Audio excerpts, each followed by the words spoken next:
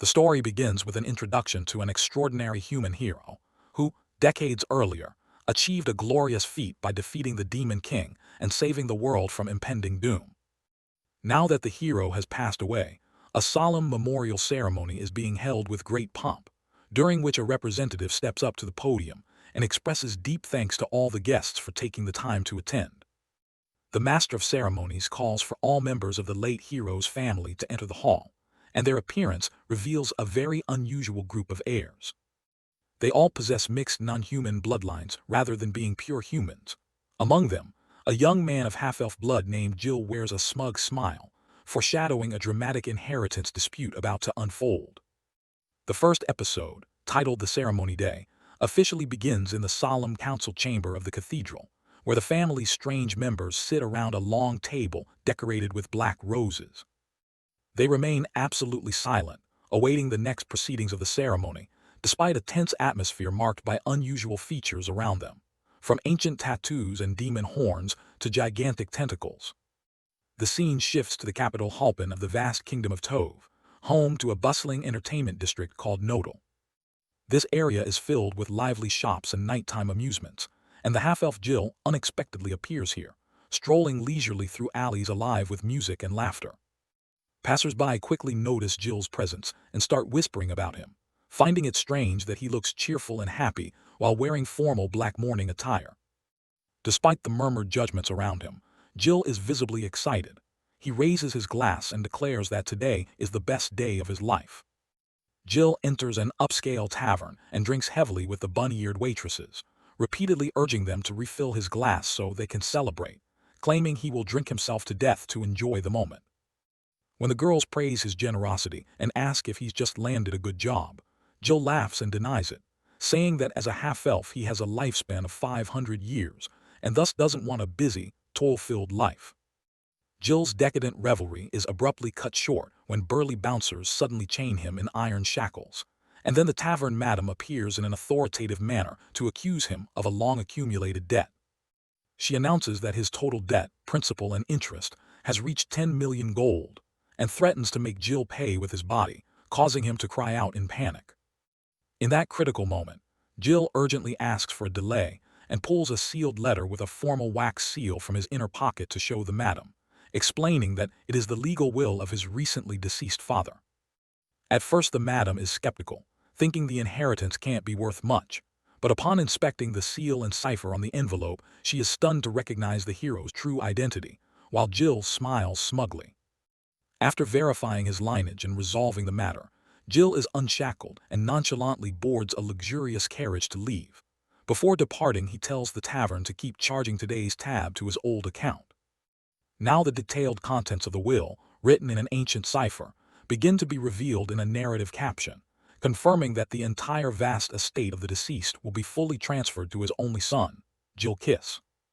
The luxurious carriage carrying Jill halts before the grandest and most magnificent cathedral in Halpin, the venue hosting the solemn funeral for his late father, the legendary hero Kazuhiro. Witnessing the church's grandeur and opulence, Jill is astonished and fills with anticipation of a huge inheritance. At that moment, the respectful coachman calls out Jill Kiss's name to remind him to prepare to enter the ceremony. As Jill was about to tell the coachman to charge the travel fare to his old account, the man announced that the entire carriage fee had already been prepaid by a guest named Watari, which surprised the half-elf and made him shout with joy. After the coachman bade farewell and left, Jill began to wonder who Watari really was, though the name sounded familiar. Then he suddenly remembered a letter addressed to him that had arrived with the will the day before. The letter formally announced that the legendary hero Kazuhiro had died, and that the funeral would be held privately for family members only, and the sender, signed Watari, expressed hope that Jill would attend the memorial. Realizing Watari was the letter's sender and surely a very wealthy person, Jill resolved to flatter him as much as possible to gain favor. At that moment, a mysterious voice behind him unexpectedly welcomed him, making him turn around. A small, round bird-like creature with large eyes flew over and called Jill Kiss's name, startling him, then introduced itself as Watari, a divine beast emissary of the late hero. Stunned to learn that the tiny creature before him was the powerful patron Watari, Jill immediately changed his demeanor and frantically apologized for his rudeness. But the little bird gently told him not to worry and to hurry into the hall. Watari urged Jill to enter the cathedral quickly, because everyone had gathered and was waiting for him, and the remark left the half-elf feeling bewildered and uneasy as he walked alone down the cathedral's deep corridor. The story returns to the solemn council chamber from earlier, where a representative rises to thank all the guests for taking the time to attend, and the clink of teacups adds to the ceremony's gravity. The host goes on to declare that being escorted by all his family like this must surely bring the hero great satisfaction in the afterlife, while Jill quietly observes the room with a complex expression. The chamber reveals the full array of bizarre heirs seated around the table, from grotesque tribal figures to gigantic tentacles curling around the room, creating a chaotic, mysterious atmosphere. Jill mentally sizes up those around him: dwarves, beastkin, giants, fish people, and many others of unclear origin. Among them sits a purely human young man wearing glasses who looks very serious and cold. Seeing such stark differences and no common ground, Jill leans to Watari and quietly asks if this strange group is really the hero's family, and the bird affirms that they are all legitimate heirs. Watari explains further that everyone present is a biological child fathered by the late hero with many mothers from different races, so their relationship is that of half-siblings sharing the same father. This shocking truth leaves Jill speechless and agape at his late father's wide-ranging tastes in partners, and he realizes he suddenly has a large, unexpected brood of mixed-race siblings. The room erupts as members start to criticize the late father's rampant philanderings, blamed for past divorces, while others bluntly declare they care only about seizing the inheritance. Despite the resentful chatter and the crowd of siblings, Jill remains smug. He calmly raises his envelope and insists that the entire vast estate will belong solely to him according to the will. Jill laughs loudly and mock apologizes for being the only beneficiary, plunging the chamber into an eerie silence, which makes him sense that something unsettling is unfolding around him. At that moment, the bespectacled human interrupts Jill coldly to announce a harsh reality. The legally held will of the legendary hero is not possessed solely by Jill as he had assumed. The glasses-wearing man immediately raises his own envelope and declares that all of the hero's children received wills with identical contents, and everyone around the table simultaneously pulls out matching envelopes to prove it. Seeing this shocking turn of events, Jill completely collapses. He slams the table, rises in horror, and loudly demands of Watari who the true heir to his father's vast fortune really is. Watari asserts that, based on his investigation, all the envelopes are legitimate wills personally written by the hero, which leaves Jill utterly disappointed and helplessly collapsing beside his father's grave. He keeps sighing in despair over the fortune being divided among so many people, abandoning his plan to monopolize the inheritance as the cemetery falls into silence. Jill angrily curses his late father for arranging this splitting, then turns to press Watari for any way to speed up the payout because he desperately needs cash. The little bird flatly refuses and announces that the official inheritance transfer must occur 49 days later, insisting that the hero's wish is absolute and unchangeable, which Jill can only grit his teeth and accept. Watari reminds everyone to return to the cathedral in 49 days and to bring their will. He stresses that anyone who loses their document will be entirely stripped of inheritance rights. Furious, Jill storms off muttering curses about the bird and the pack of siblings draining his money, and at that moment, he spots the back of the bespectacled young man casually leaving the cathedral. Jill quickly realizes the glasses-wearing man is the only pure human present at the service. He approaches to observe him, noting the man looks frail except for a large tattoo on his neck. Judging this brother to be an easy target and weaker than himself, Jill breaks into a scheming grin, quietly thrilled at a perfect extortion plan forming in his mind. The glasses-wearer strolls into a quiet alley unaware he's being followed, and Jill swiftly hurries up to close in from behind. Jill suddenly slaps the wall to block the path, greets him provocatively, presses close, and calls the bespectacled man bro with suggestive familiarity. Jill casually proposes borrowing all the man's money and his will temporarily, promising full repayment after the inheritance, but the bespectacled man keeps a cold face and bluntly asks what he wants. The other's calmness throws Jill off. He expected fear and tears, so the half-elf grows flustered, wondering what to do and forcing a menacing expression to restart his intimidation. Jill yells for the man to hand over the gold at once, but at that moment, a giant punch suddenly smashes the brick wall beside them. The wall is obliterated, leaving a huge hole and causing nearby residents to scream for help. Before Jill can steady himself, a large hand grabs his collar from behind. The one who smashed the wall is the long-haired giant seen at the memorial. He coldly looks down at the two and clicks his tongue in mock regret that they are still alive after that hit. The bespectacled man quickly retreats to safety, while Jill is terrified. Then the half-elf suddenly recalls the attacker is his giant-blooded brother. The giant introduces himself as Goma Verdigris, the hero's child by the giant tribe. He mocks the two as worthless shrimp and orders them to hand over the wills if they don't want a painful beating. Faced with overwhelming strength, Jill immediately switches to a cowardly posture, falling to his knees and lavishly praising Goma's powerful arm in an attempt to flatter his way out. Jill hurriedly explains he only intended to borrow some money from the bespectacled man and urges Goma not to start a fight during the funeral, but the giant bellows for him to shut up and raises his fist, threatening to seize his will. In the dire moment when Jill panicked, thinking he was about to die, the bespectacled young man suddenly stepped forward and grabbed Goma's massive fist, causing the giant to turn in surprise. As Goma lunged to attack, the glasses-wearer displayed masterful martial skill by seizing the giant and flipping him over his shoulder in a spectacular throw, the impact slamming into the ground with such force that Jill stood beside them, mouth agape. Though far smaller in body, the human easily defeated the hulking opponent in an instant, proving he was not at all weak as the half-elf had mistakenly assumed. After effortlessly toppling him, the bespectacled man nonchalantly adjusted his clothing and coldly declared the giant had merely tripped, but Jill broke into a sweat and protested. He had clearly witnessed the terrifying throw. The human then explained that if this had been an ordinary giant, his technique might not have worked, but fortunately, this individual was much smaller than his kin. Hearing himself mocked as small, Goma immediately roared in anger and glared viciously at the two, while Jill, terrified, hurriedly hid behind the bespectacled man, repeatedly denying he had spoken any insulting words.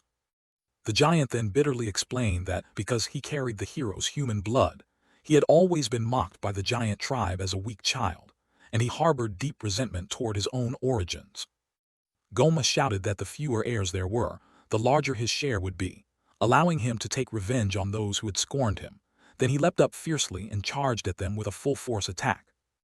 The bespectacled man quickly stepped back to dodge and turned to ask Jill whether he was aware of his own weakness, advising the half-elf to come up with a plan instead of panicking and refusing.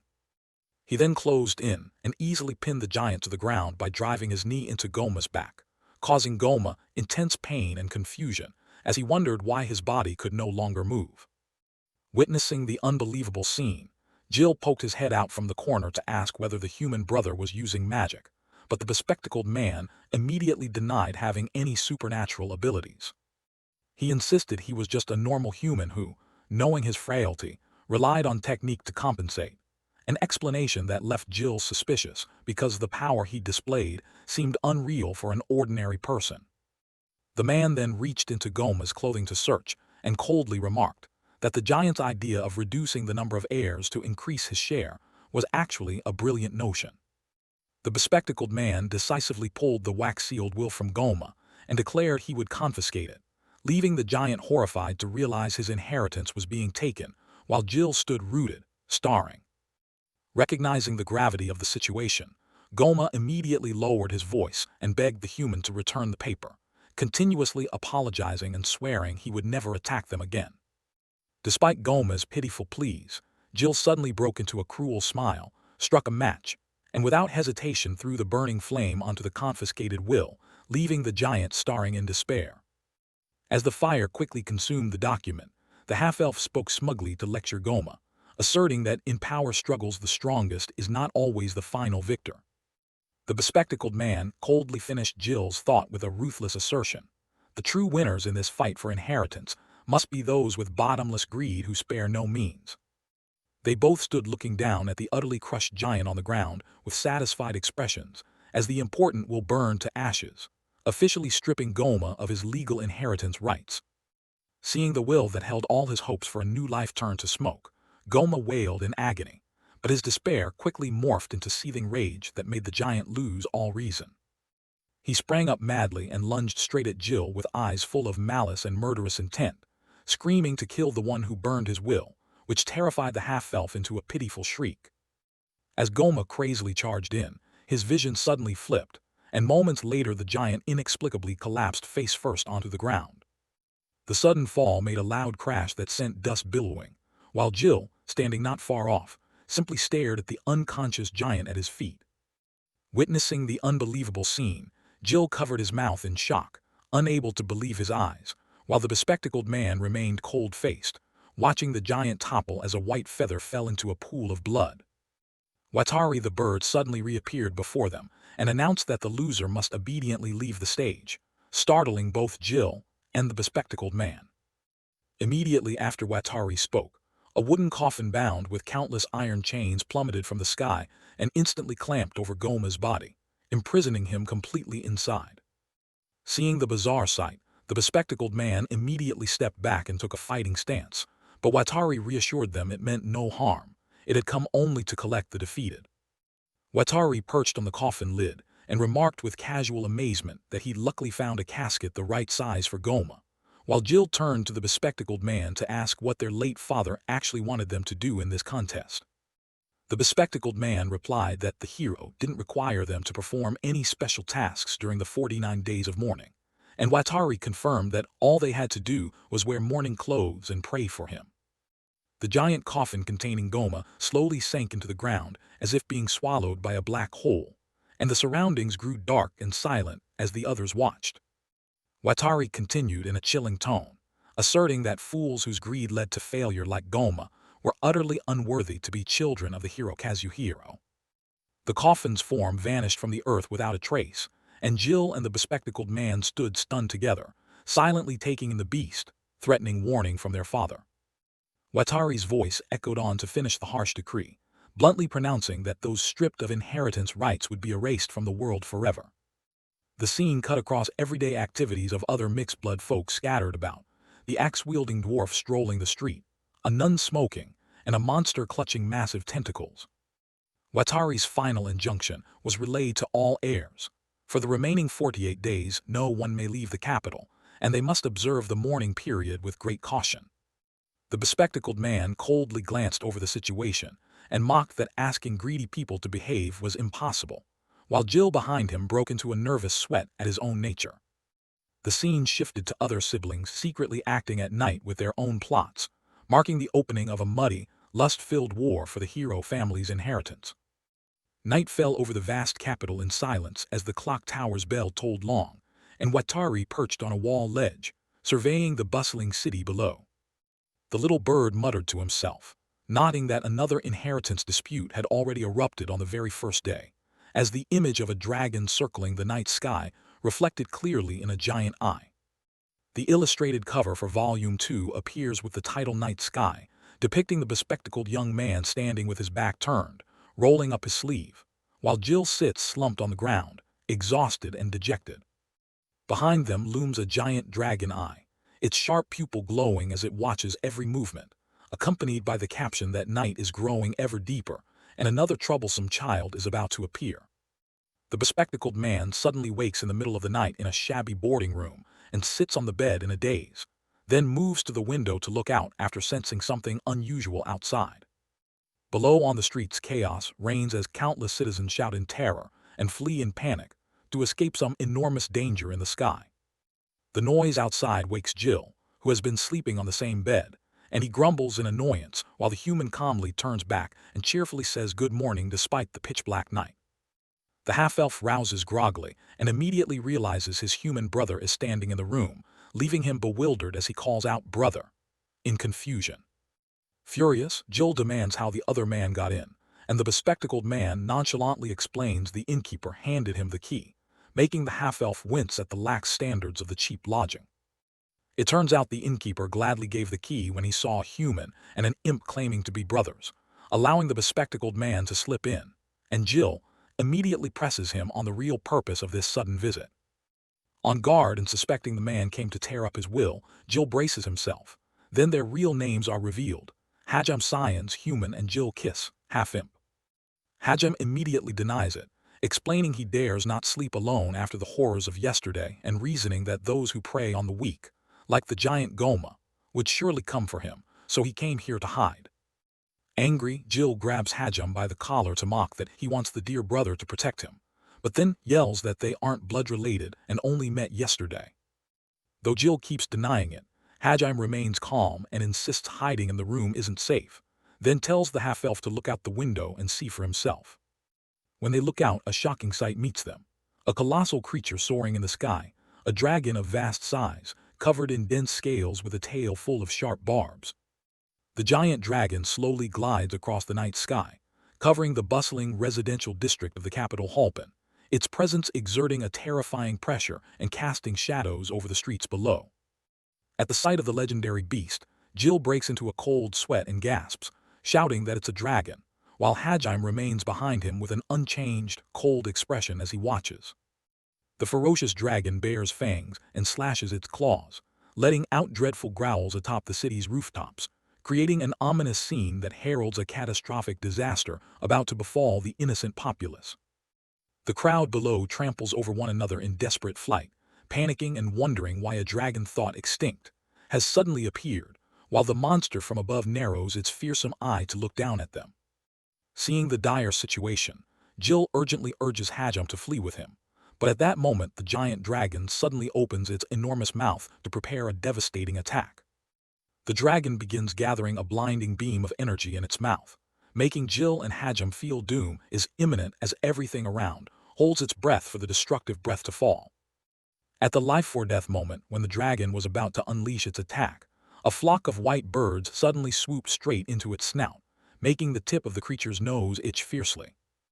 The unbearable itch caused by the birds made the giant dragon unable to hold back and emit an earth-shattering sneeze, that strange sound reverberating across the night sky and stunning everyone. The sudden, violent sneeze robbed the dragon of its balance and flight ability, so its massive body flipped and plummeted onto the rooftops below in a comically disastrous fall. The giant dragon lost momentum and crashed into the residential area beneath, and the horrific impact produced a huge explosion that sprayed dirt, rocks, and debris everywhere. The force of the fall generated gusts that hurled objects about, while Jill squeezed his eyes shut and gritted his teeth against the violent shock sweeping through the streets. The dragon's enormous body skidded along the ground, smashing through countless houses in its path, and the devastation left nearby innocents even more horrified. The crowd panicked wildly, trampling one another as they fled, desperately screaming and crying that the end of the world had truly arrived. Studying the sharp barbs on the dragon's tail and horns, Hajam immediately recognized them and deduced this must be one of the heirs who attended the funeral yesterday. An image of a woman in a black dress with similar horns and tail surfaced to confirm his suspicion, proving the monster ravaging the city is the hero's offspring with the dragon clan. Hajam wondered why this sister wouldn't wait out the 49 days and instead acted rashly to attack, while Jill, terrified, quickly clamped a hand over his mouth to avoid making noise. The bespectacled man calmly explained the dragon likely intended to blow away the entire area to eliminate other heirs, so drawing attention now would reveal their positions and lead to both their deaths. Faced with the dragon's destructive power, Hajam judged they had no chance of victory, and hiding would be pointless if the whole city were razed.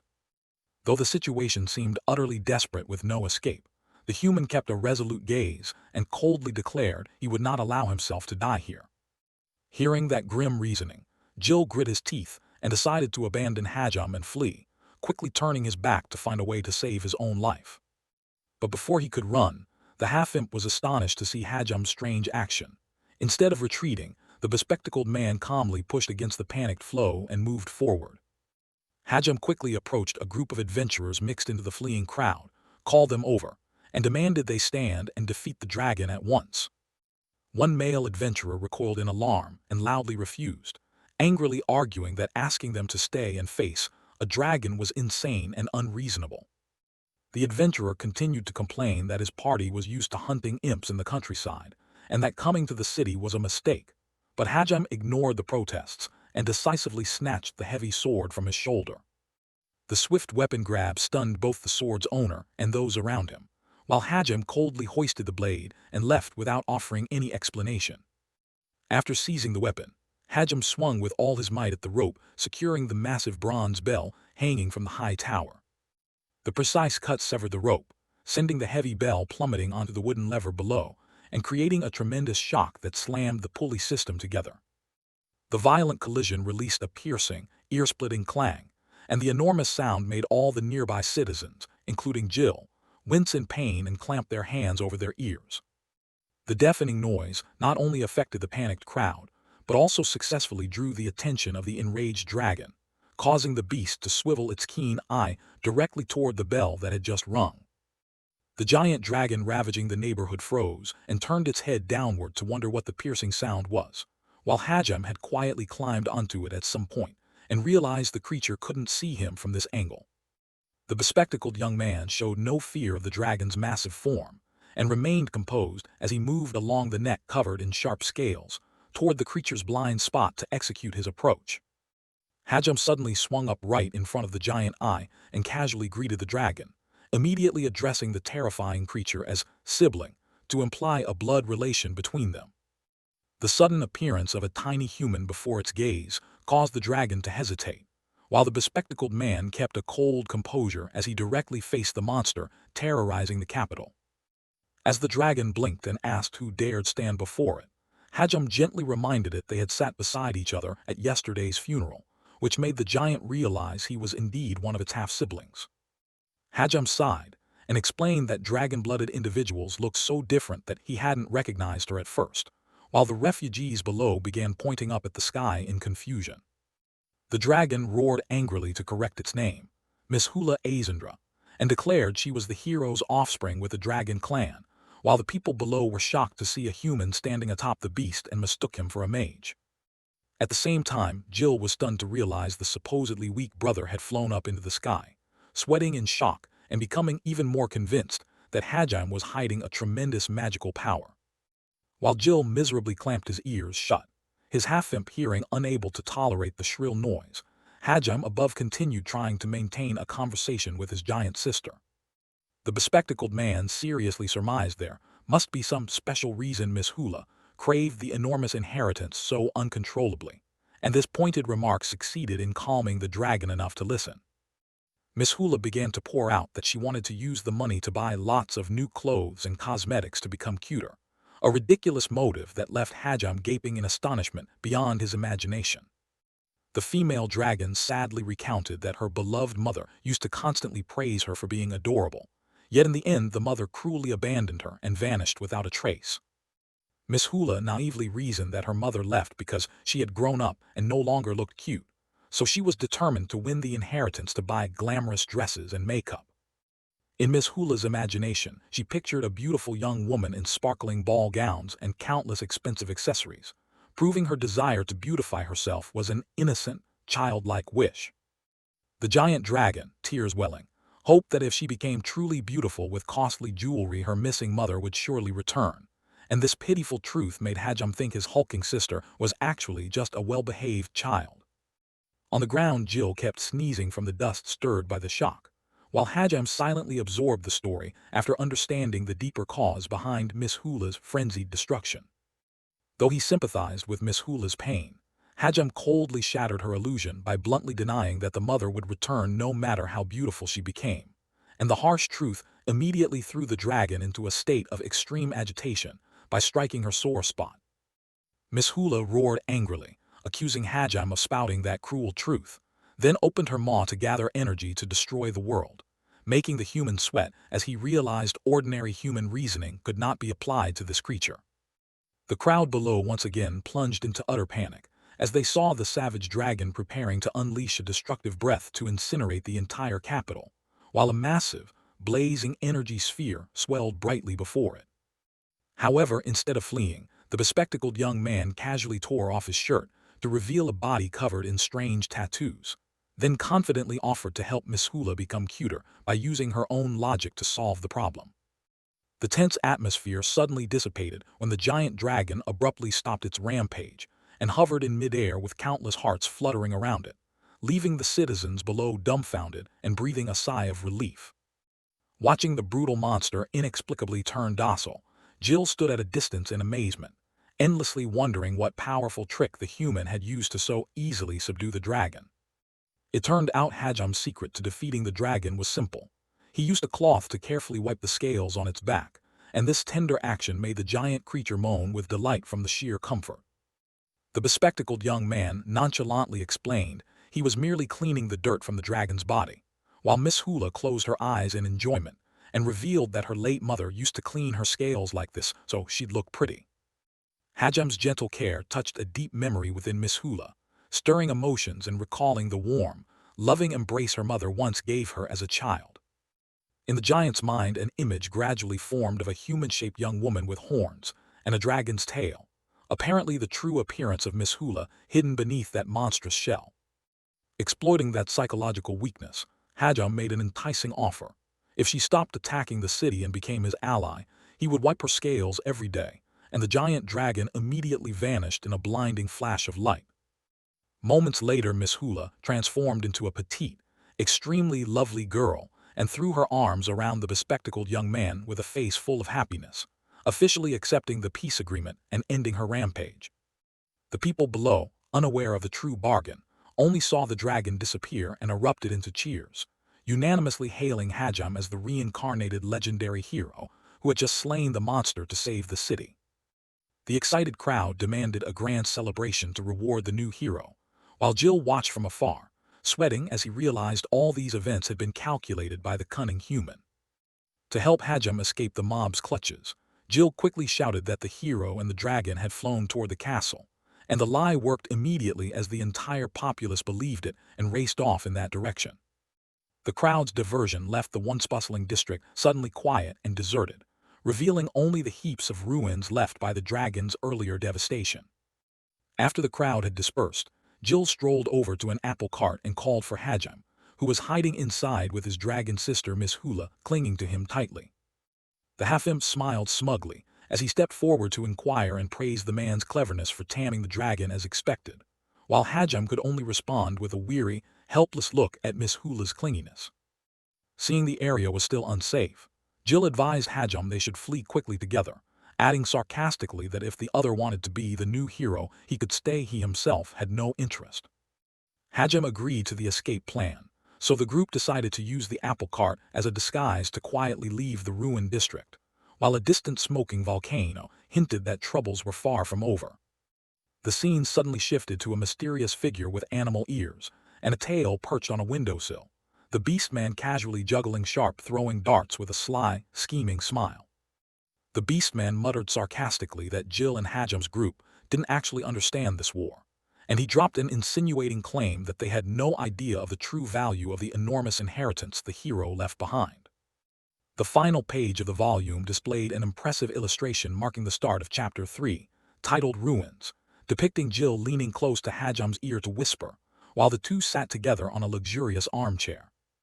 The caption on the illustration posed a mysterious question to hint at forthcoming developments, piquing readers' curiosity about whether, beyond the heterodox offspring, the late hero had left any other precious treasures. Miss Hula in her youthful form kept moaning with bliss, as Hajam carefully wiped the scales on her neck with a cloth, and the human remained solemn-faced as he asked how she felt. The dragon's sister repeatedly expressed satisfaction at her brother's excellent care, while Jill watched the bizarre scene from afar with a look of utter helplessness and speechlessness. Jill asked what the two of them were doing in broad daylight, and Hajam nonchalantly replied that he was simply massaging and polishing dragon scales, which left the half-imp feeling disgusted. Jill pressed on, asking if Hajam really had to perform this task every day, and the bespectacled man confirmed that it was the binding agreement he'd made in exchange for the dragon sister's obedience. Finding Jill's presence unbearably annoying, Miss Hula coldly suggested Hajam allow her to kill him to clear the way, and the savage threat immediately sent the half-imp stumbling backward in panic. Horrified by Miss Hula's cruelty, Jill turned to demand why Hajam would keep such a danger close, reminding him that this girl was the monster who had nearly blasted the entire city apart. Miss Hula casually explained she decided not to destroy the capital because she realized she'd have nowhere left to shop, and this absurd reason prompted Jill to remark that her fickle moods were like a natural disaster. Jill urged Hajam to rein in his troublesome sister, but the human grimaced and protested, insisting he was merely a victim swept into this mess and held no real authority. Hearing Hajam deny any alliance, Jill immediately changed tack and flailed about with excuses that they needed to cooperate against other dangerous enemies, yet the man remained cold and refused. Hajam bluntly exposed Jill's scheme, criticizing him for fabricating fake memories of brotherly closeness, when the half-imp only intended to use him as a human shield in this inheritance battle. Hajam asserted that Jill would immediately run away and leave him alone at the first sign of danger, while Miss Hula chimed in, threatening to kill the half-imp if he ever dared to sneak into their room and pry at their locks. After being exposed and driven off by Hajam, Jill cursed in frustration and stormed out, and the scene then shifted to an upscale tavern where the half-imp sat leisurely drinking with the serving girls. A pretty girl in the tavern asked curiously why Jill wasn't joining the family's scramble for assets, and he replied casually that he just gained a massive, powerful little sister so he had to step back. The girl smiled and congratulated him, consoling that having a strong little sister to rely on wasn't a bad thing, while Jill closed his eyes in relaxation and mentally concluded that being tied down by a sister wasn't so terrible after all. Jill lay with his head on the girl's lap and absent-mindedly recalled Miss Hula's pitiful appearance as she cried for her mother, which made him involuntarily think of his own late mother waiting in vain for the hero. The memory of his mother leaving with a broken heart filled Jill with bitterness and antipathy toward humans, so he muttered sarcastically that humans were treacherous creatures unworthy of trust. Hearing Jill's mutter, the serving girl gently leaned down to ask if something troubled him, and the half-imp quickly brushed away his drifting thoughts to resume his usual rakish demeanor. Sensing a good opportunity, the girl took the initiative to invite Jill to go home with her for a bit more fun. The tempting offer made the half-imp smile in agreement, and he slowly leaned in to give her a kiss. However, at the very moment they were about to kiss, Jill suddenly changed his mind, abruptly stood up, and announced he had to leave, a sudden about-face that left the serving girl stunned and disappointed. Although the girl kept tugging at him and begging Jill to stay a little longer, offering to cover all the expenses, the half-imp merely smiled and declined, then turned his back and walked out of the tavern, leaving her full of regret. Noticing the drink before him reeked of strong sleeping potion, and recognizing the obvious trap, Jill grumbled about his bad luck in facing enemies while alone. Just then he detected a shadowy movement behind the curtain from a woman claimed to be the hero's kin, so he decisively shouted and bolted, prompting her to chase after him, calling out in surprise. As the half-imp frantically fled, a beastman with animal ears suddenly leapt out from a corner to block the way and swung a weapon in a lightning attack, causing Jill to scream in panic and scramble to dodge the dangerous strike.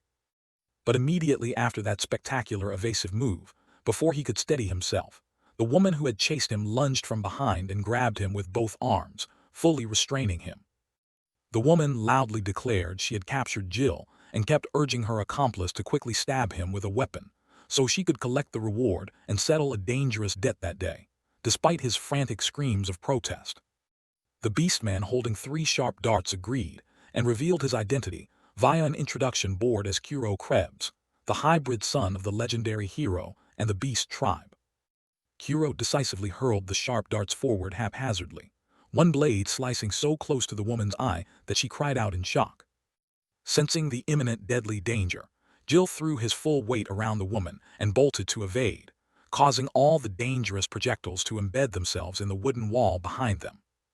Jill quickly tossed a bunch of furniture and bottles out of the tavern to create obstacles, but Kuro easily cut through the debris with a clean swing of his weapon, scattering the barricade. After losing sight of his targets through the door, the beastman slowly stepped into the empty corridor and smiled with pleasure as he realized he had underestimated them, praising the half-imp's remarkably swift escape speed. Kuro decided this would be a very entertaining hunt while Jill, carrying the terrified woman who had gone weak-kneed, sprinted down the corridor, repeatedly urging her to stand and run on her own though she was utterly helpless. In the dire situation, Jill briefly considered returning to the inn to seek help from his brother Hajam, but immediately dismissed the idea, remembering the brutal heterodox siblings who would surely kill him if he went back. Kuro strode through alleys and side streets, searching, and expressed surprise that despite planning a shortcut to cut them off, the two had still managed to evade him skillfully. The prey's unexpected agility did not discourage the beast-man. Instead, it revealed a wicked smile as he prepared to unleash his next trick to finish the game. Jill paused in a hidden corner to catch his breath, while the woman beside him repeatedly vomited from exhaustion, and he forced himself to focus intensely to anticipate from which direction the enemy's next strike would come. But the entire surrounding space suddenly fell into an eerie silence, leaving the half-imp astonished and sweating as he realized all the beast-man's killing intent and movements had vanished without a trace. Hearing a strange noise, Jill spun his head around and saw only a single dart fall to the ground, and in that moment of utter confusion, he was suddenly felled by an invisible force. The brutal impact sent the half-imp tumbling and lying motionless face down on the cold floor, and at the same time, a mocking voice rang out to declare that their game of hide-and-seek was officially over. Kuro's form slowly materialized, phasing from nothingness into reality with 2 darts already in hand, and an arrogant smile as he sneered praise at his prey's nimble escape. Witnessing that eerie, terrifying invisibility technique, Jill, lying sprawled on the ground, could only widen his eyes in horror and weakly whisper, asking what kind of sorcery that was. Kuro laughed mockingly at Jill's ignorance of his true power, then proudly introduced the cloak of concealment he was wearing. He explained that the relic had been a keepsake personally bestowed to him by his father, the hero Kazuhiro, capable of consuming mana to completely erase both form and killing intent from enemies. The Beastman continued smugly, asserting that his late father had loved him more, hence he'd been gifted an item with such perfect compatibility. Kuro also expressed extreme excitement about the enormous inheritance soon to come, while Jill could only sweat and stand there with a stunned expression. Kuro pressed Jill, asking if he understood why Kuro had delayed finishing him off, then cruelly revealed his plot to torture him as bait to lure out the rest of the group for slaughter.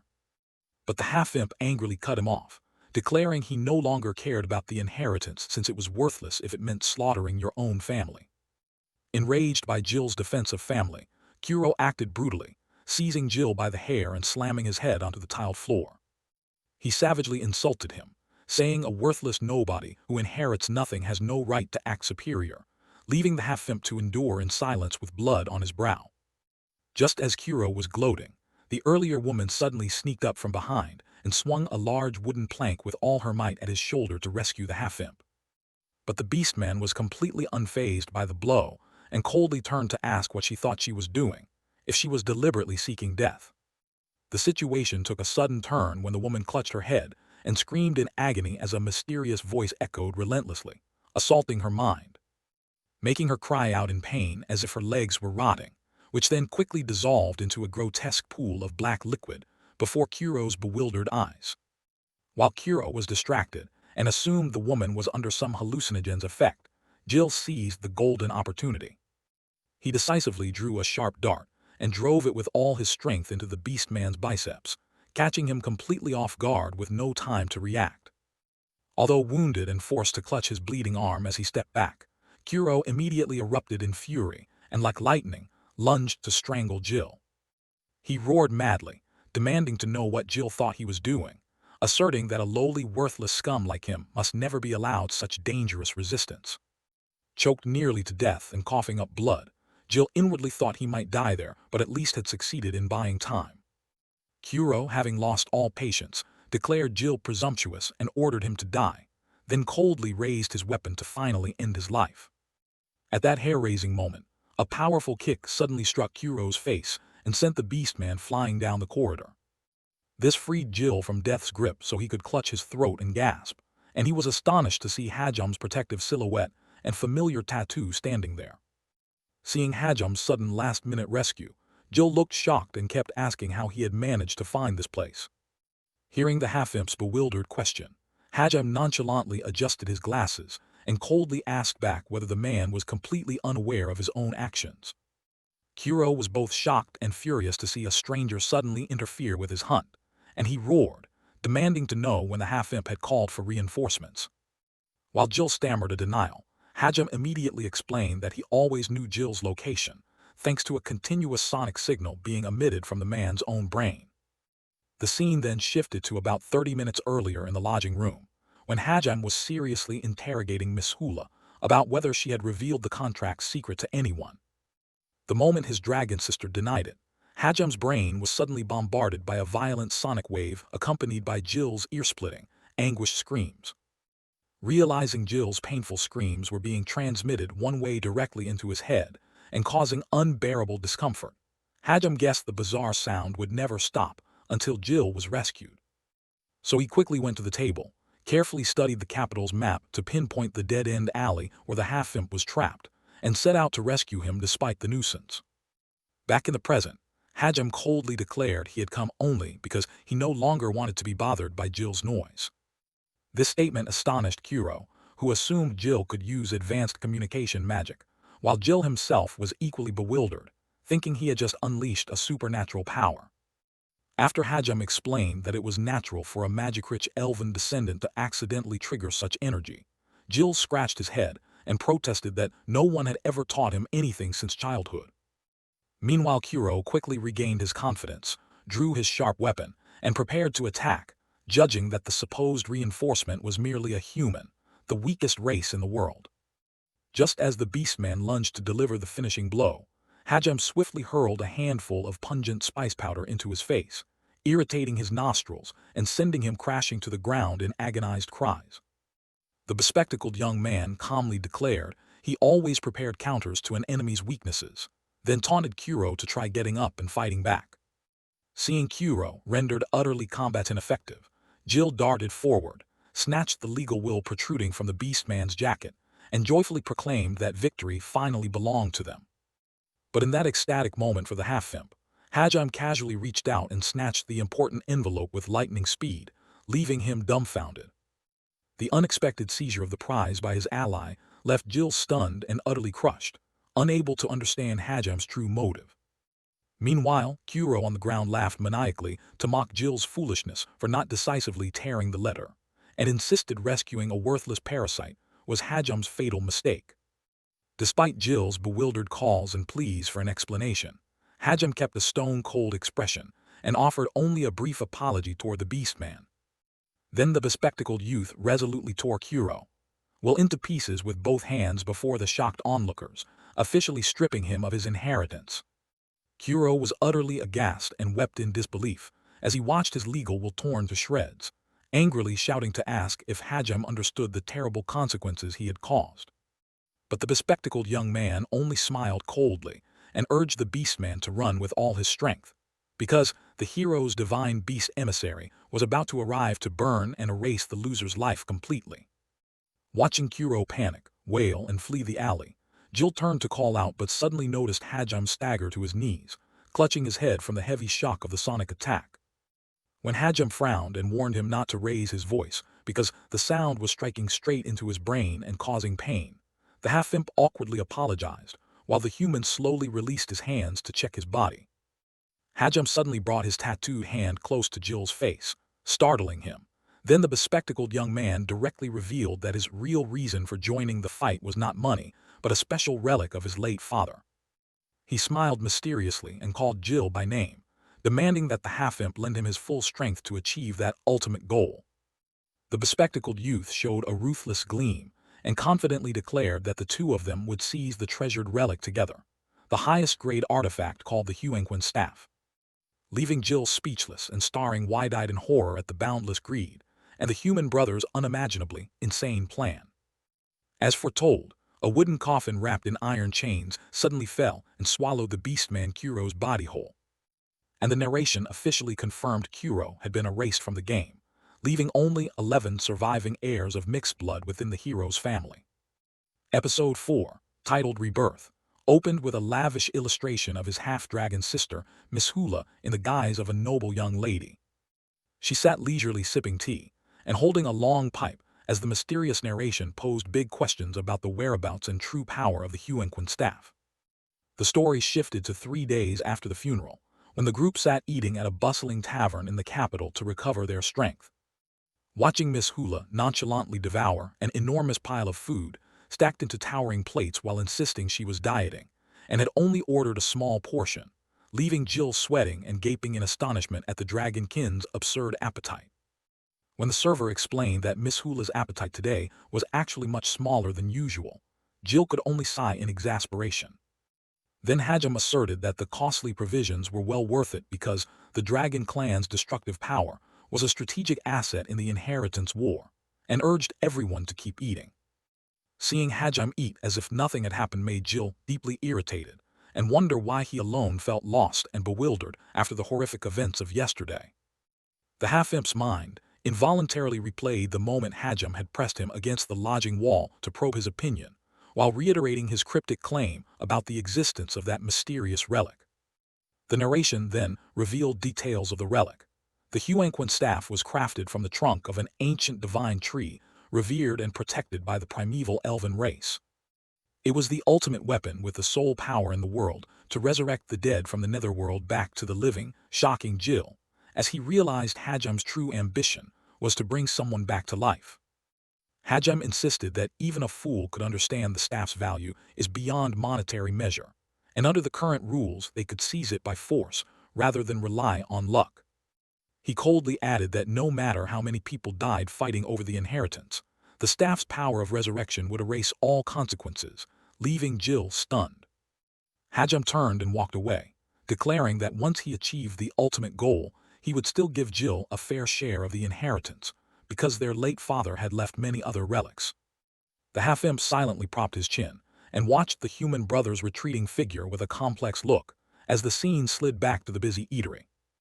Jill thought that, although he deeply feared Hajam's ruthless disregard for human life for the sake of wealth, he had to admit the ultimate relic must never fall into the hands of the wicked. Just then, an old dwarf at the tavern kept complaining about the heavy damage caused by the dragon's spectacular rampage, which made Hajam immediately notice the manpower shortage for cleanup and proactively call him over. Hajam offered to lend the old dwarf a hand clearing the wreckage if he was short-staffed, bluntly insisting on fair cash payment despite wearing funeral clothes. His decisive, pressuring manner quickly cowed the dwarf into a frantic agreement, before the bespectacled youth turned and ordered Jill to obediently return to the lodging first. Hajam kindly explained that he was sending Jill back because the wound on his leg had not fully healed, and he needed rest, which unexpectedly moved the half-imp deeply at his brother's thoughtfulness. But just after Hajam left to discuss money-making work with the dwarf, Jill panicked as he realized he had been suddenly left alone with the destroyer god Miss Hula, who was hungrily eating beside him. Fearing for his life because Miss Hula regarded him as a lowly creature and might slaughter him at any moment without Hajam to restrain her, Jill hurriedly begged to be excused to the lodging to find an escape route. However, as he strolled casually down the building's deep corridor, the half-imp suddenly got goosebumps and was horrified to find the half-dragon sister silently tailing closely behind him. Jill frantically spun around and stammered, asking why Miss Hula was following him, and the half-dragon calmly replied that she had finished eating and was only following Hajam's orders to keep watch. She bluntly reassured him she would never randomly swallow him because she didn't want Hajam to hate her, and she didn't miss a chance to mock Jill's weak uselessness, which infuriated him. Jill crossed his arms and lectured Miss Hula that he was her brother and deserved at least minimal respect, but the half-dragon flatly refused and insisted she only acknowledged Hajam. The exchange quickly devolved into childish bickering as Jill bragged he'd known Hajam longer, while Miss Hula snappily retorted that time mattered less than who was more doted on. As their verbal sparring continued, the entire corridor's lights suddenly went out, plunging them into thick darkness while rapid footsteps echoed all around. The sudden incident sent Jill into a panic. He screamed and instinctively grabbed Miss Hula for help, forcing the half-dragon to irritably shove him away and instantly erupt flames from her body to light the dark space. Jill yelped repeatedly as the heat nearly singed his clothes, while Miss Hula completely ignored him and fretted over her limited-edition black dress.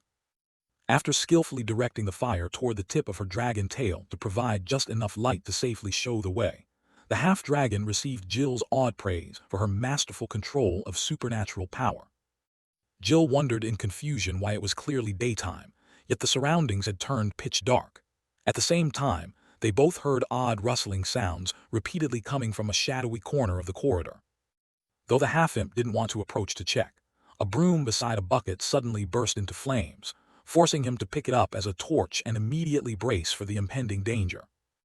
A horrifying horde of rotting, bloodied undead suddenly lunged to surround them, making Jill scream in terror while Miss Hula remained utterly composed. Amid the chaos, A mysterious man stepped forward and sneeringly mocked the boring fight among the weak, flashing a sinister smile at the two of them. The stranger, with a rakish appearance and a star tattoo on his face, revealed himself while casually twirling a demonic weapon shaped like an eye in his hand. He spoke arrogantly, tauntingly asking whether either of the two was the true child bearing the hero's name, or if they were all just trash brought here to be fed to him. Episode 5, titled In the Box, officially begins with the image of the mysterious man standing arrogantly and powerfully beside a grotesque horde of advancing undead.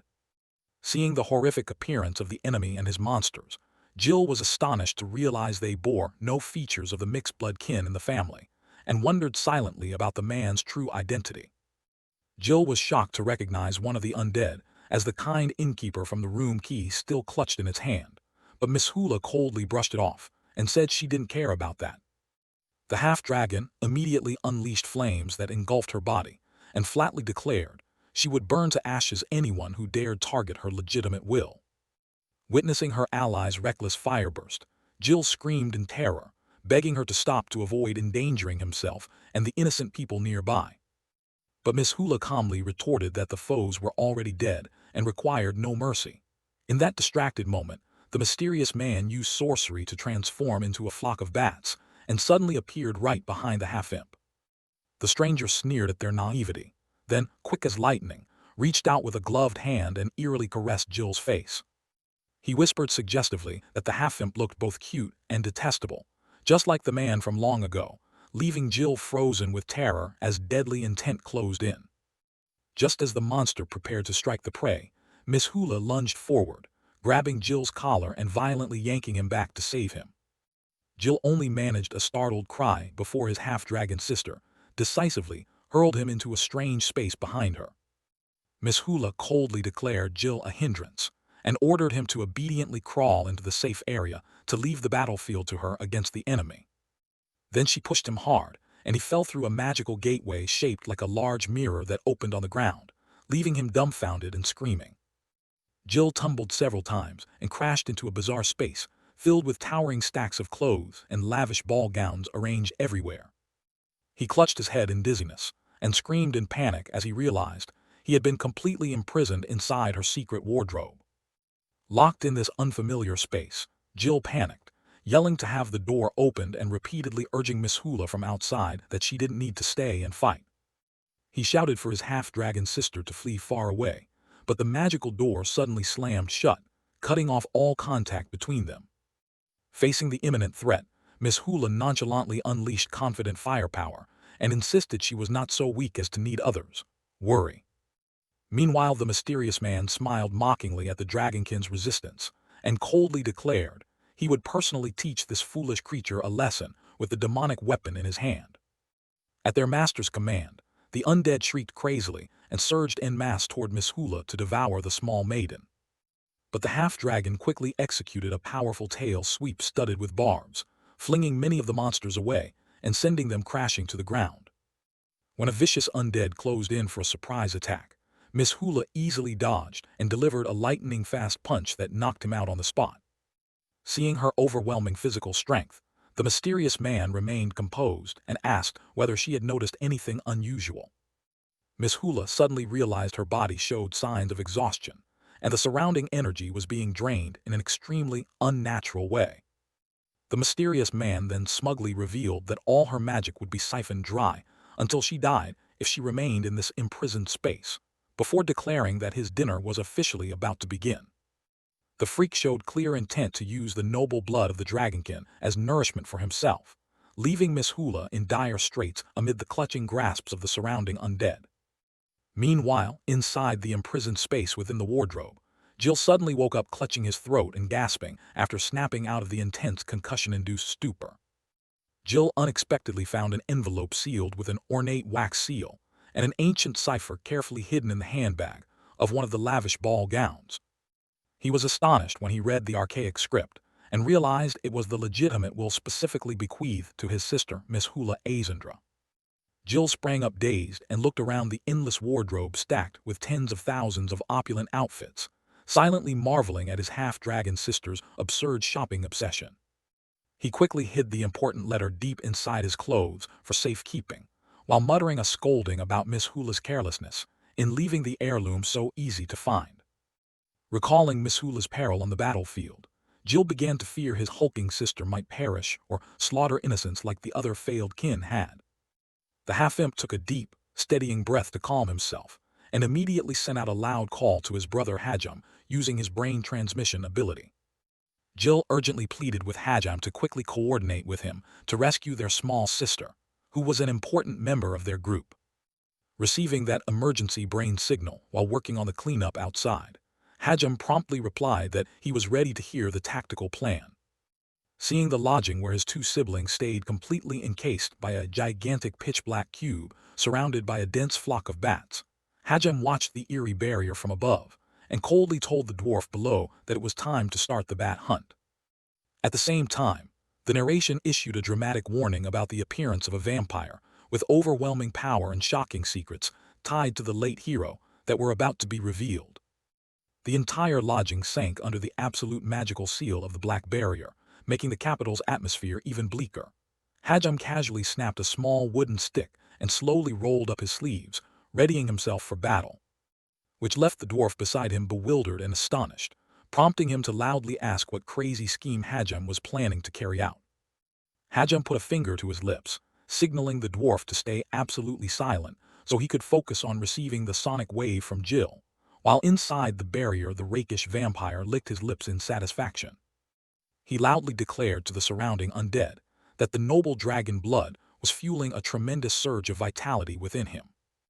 Miss Hula had been stripped of her magic and was pinned to the cold ground with both arms held by two burly undead. The rakish vampire approached and praised the exquisite flavor of the dragon blood he had just sipped. He then casually used his demonic eye staff to lift the half-dragon's chin and lamented that it was a shame the heirs' bodies would be immediately reclaimed by the beast Watari after death. The vampire muttered with regret that without Watari's intervention, Miss Hula would have made a perfect, obedient undead puppet under his command. But the dragonkin daughter let out a furious, savage roar and suddenly bit down with all her strength on his staff in a desperate counterattack, causing him to yelp in surprise and step back quickly. Startled by the unexpected counterstrike, the vampire changed his tone and derided Miss Hula as a primitive wild beast with no right to touch his weapon. As he nonchalantly twirled the demonic eye staff, he loudly asked the undead if anyone knew the true name of this treasure, then sneered that the late father had been heartless to leave behind such a tattered relic. A memory of a broken promise from the past suddenly surged back, causing the vampire to murmur with bitter resentment about the price the betrayer would pay. He widened his sharp, murderous eyes and declared that seizing that vast inheritance alone would not be enough to sate his fury. The atmosphere flipped as the crowd outside the chapel screamed in terror, beset by swarms of demonic bats attacking and sucking blood. They panicked, warning one another to stay far from the sealed lodging. Meanwhile, on the high tower roof, Hajam kept an icy expression as he decisively wrapped both hands in cloth bandages and tightened a mysterious system of cords. Thanks to the continuous shockwave brain signal emitted by Jill, Hajam quickly pinpointed the exact location of the imprisonment room. He calmly observed the pitch-black inn from the rooftop and firmly stated that the target was on the 3rd floor, right behind the 5th window from the left. The scene returned to the dark corridor, where the vampire suddenly froze and scanned his surroundings after hearing strange noises. A series of eerie scraping sounds ran along the glass outside, causing the entire horde of undead to recoil and stare toward the mysterious window. The ruthless vampire grabbed and clamped a hand over the innkeeper's mouth as he screamed miserably in the dark corridor. Then he coldly ordered the man to fling open the room's window immediately, enabling the fierce demonic bats from the barrier outside to pour into the building. The coerced innkeeper helplessly released the latch and flung the window wide, allowing the dense swarm of bats from the black space to flood in and ravage the place. Despite the ensuing chaos, a nimble figure hidden on the high tower suddenly plunged down at terrifying speed to launch a surprise attack on the enemy. As the innkeeper stood stunned at the dark windowsill with bats looming, a familiar bandaged hand, Hajam's, hurtled in from nowhere. This lightning intervention instantly caused the nearby, self-satisfied vampire to widen one sharp eye in shock at the sudden variable beyond his calculation. Hajam displayed refined martial skill with a brutal, precise flying kick that struck the cunning vampire squarely in the face. The tremendous force of that violent blow sent him crashing backward, overturning a wooden chair and causing his powerful demonic ice staff to slip from his grasp. Hit by the sudden painful strike, the vampire cried out and slid painfully along the tiled floor for a considerable distance.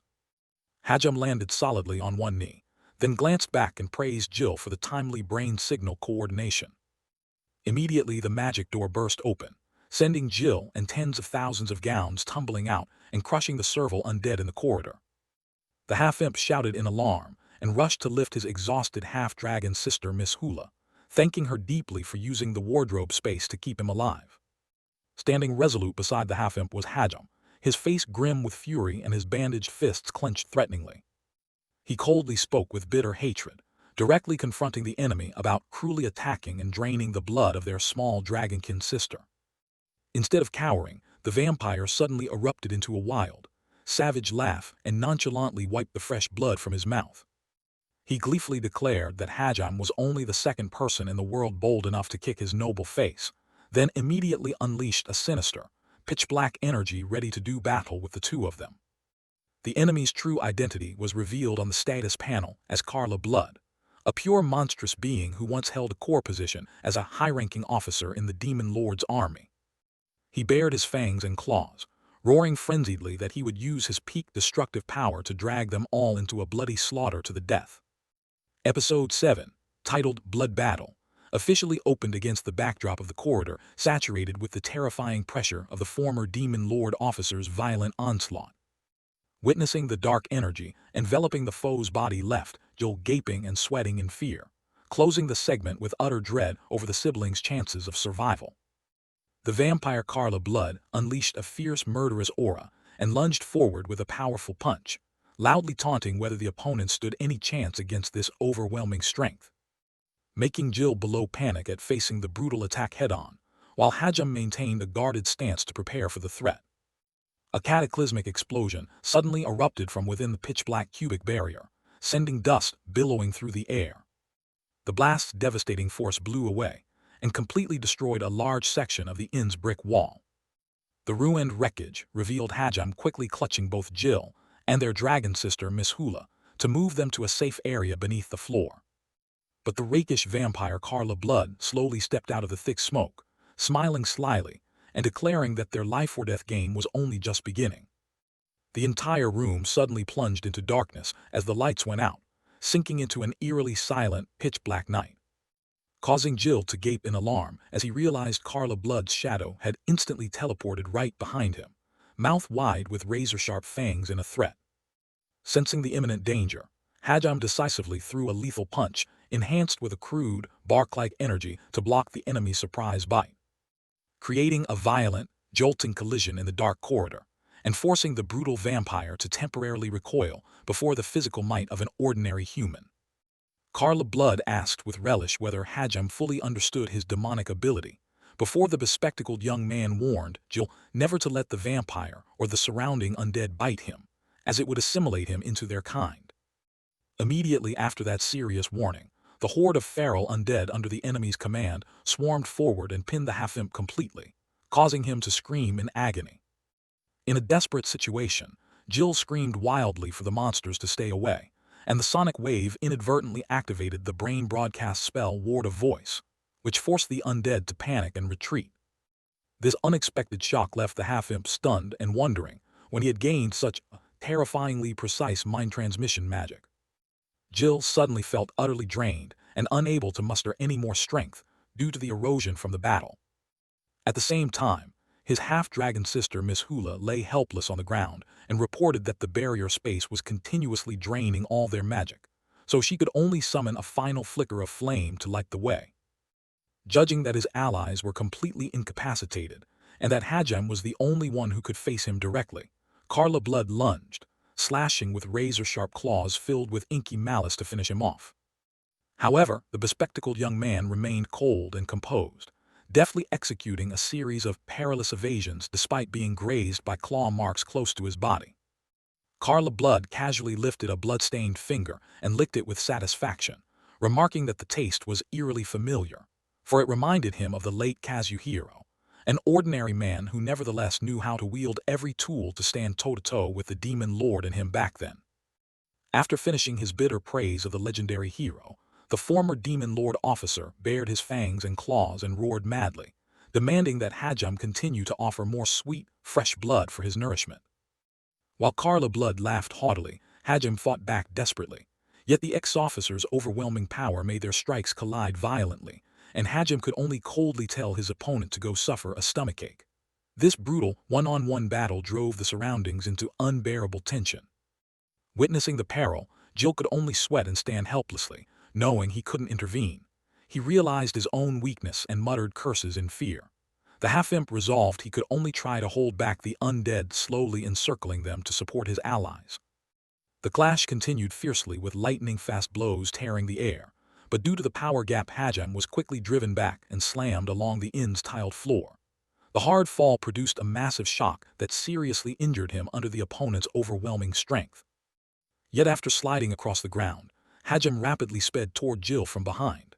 He suddenly reached out with his tattooed hand and grabbed the half-imp's hair, an abrupt move that startled Jill into turning and calling out "Big Brother" in bewilderment.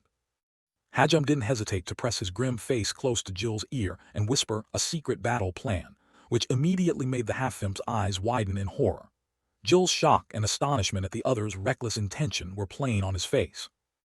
After tersely entrusting coordination to him, Hajam released his grip on Jill's hair. The human turned and shot off at terrifying speed, boldly lunging straight at the vampire to continue the life-or-death fight without hesitation. Hajam summoned all his strength, leapt up, and swung a bandaged fist in a direct attack, but Carla Blood dodged like lightning. The cruel vampire then drove his sharp claws through the bespectacled youth's flank, spraying fresh blood in every direction. The vicious strike made Hajam freeze, then drop to his knees, coughing up a pool of blood in agony. From afar Jill watched his human brother grievously wounded with wide-eyed horror, gritting his teeth as he endured the mortal injury, while the vampire taunted him with contempt. Hajam lost all ability to defend and could only collapse to his knees, gasping in exhaustion, as countless inky, bat-shaped slashes of murderous energy circled his body. This dire situation signaled a terrible fate approaching as the vampire closed in. Facing an opponent utterly vanquished at his feet, Carla Blood remained leisurely and composed. He slowly raised his black, blood-dripping hand to inspect it with relish and then sneered, praising the youth's tenacious effort in the fight. Carla Blood hovered in the air and mocked that Hajam need not feel disappointed. Being able to fight this well in peacetime was an achievement. Looking down with arrogance, he asserted he could clearly sense the vigorous breath of the legendary hero emanating from the boy's body. But as he reveled in his triumph, a cloud of fine white powder suddenly billowed out and filled the space, startling Carla Blood into a confused pause as he blurted out what it was. Ignoring the enemy's bewilderment, Hajam slowly raised his head and coldly announced he had something important to tell him.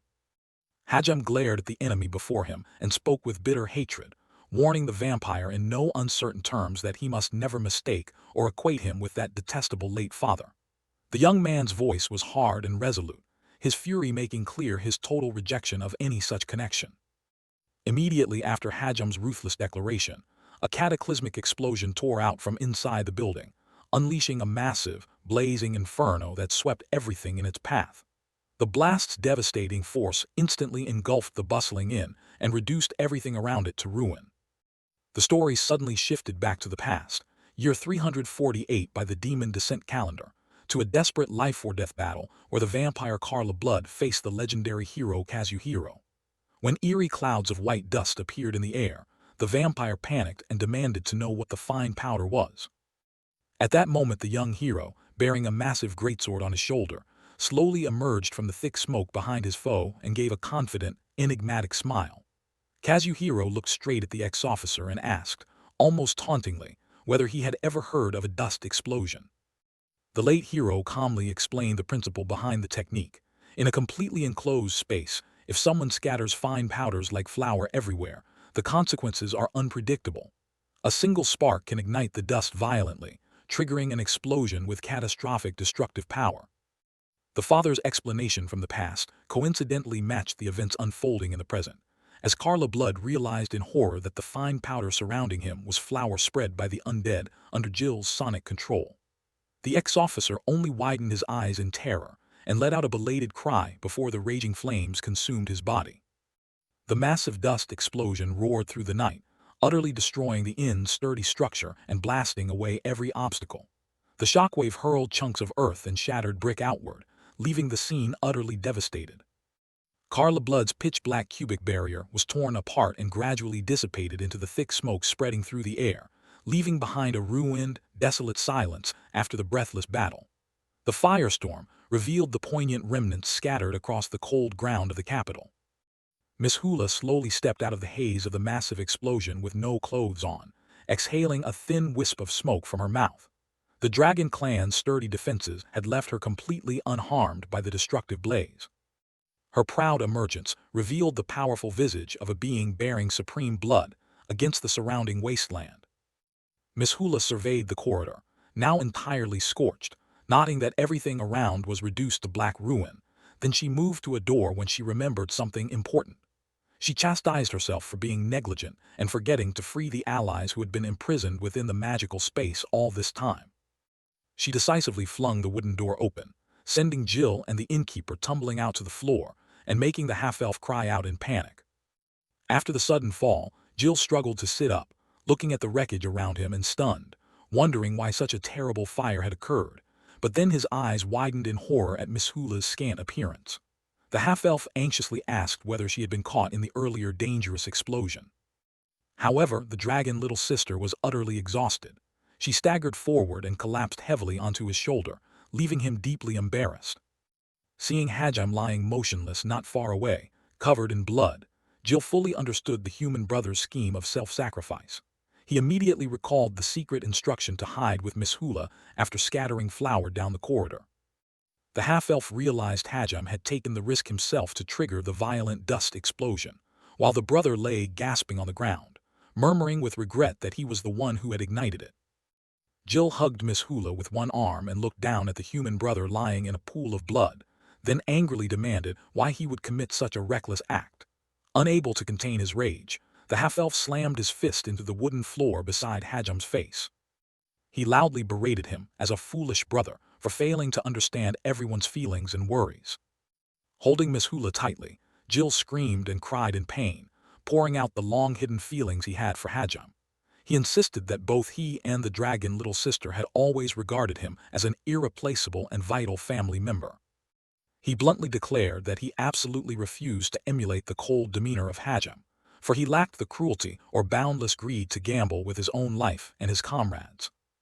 The half-elf affirmed he had no intention of accepting the sacrifice of innocent lives to serve someone's personal desires. At that moment, the innkeeper and the accompanying woman miraculously opened their eyes behind him. The revival of the two civilians left them bewildered as they looked around the ruined room, while Jill kept his eyes shut, clutching the half-dragon sister and continuing to deliver his ultimate declaration. Jill resolutely raised his head to face the human brother and loudly proclaimed that he was now mentally prepared to give everything to protect his life. Those sincere, moving words successfully touched Hajam's consciousness. Receiving protection from the brother who had long been labeled a coward, Hajam slowly opened his eyes in amazement, then tried to lie there and quietly accept the other's ironclad vow. Hajam gave a tired smile and dryly remarked that both he and Jill were actually pathetic and weak. He judged that Miss Hula, the dragon little sister, seemed more understanding than the two of them, knowing that clan members must support one another. The bespectacled young man decisively reached out to snatch the vampire's demon staff that had fallen to the floor, much to Jill's surprise. Jill held the eerie weapon in his hands, frowned, and commented that the staff looked disgusting and strange. He turned to ask Hajam whether such a cursed item could actually be effective in combat.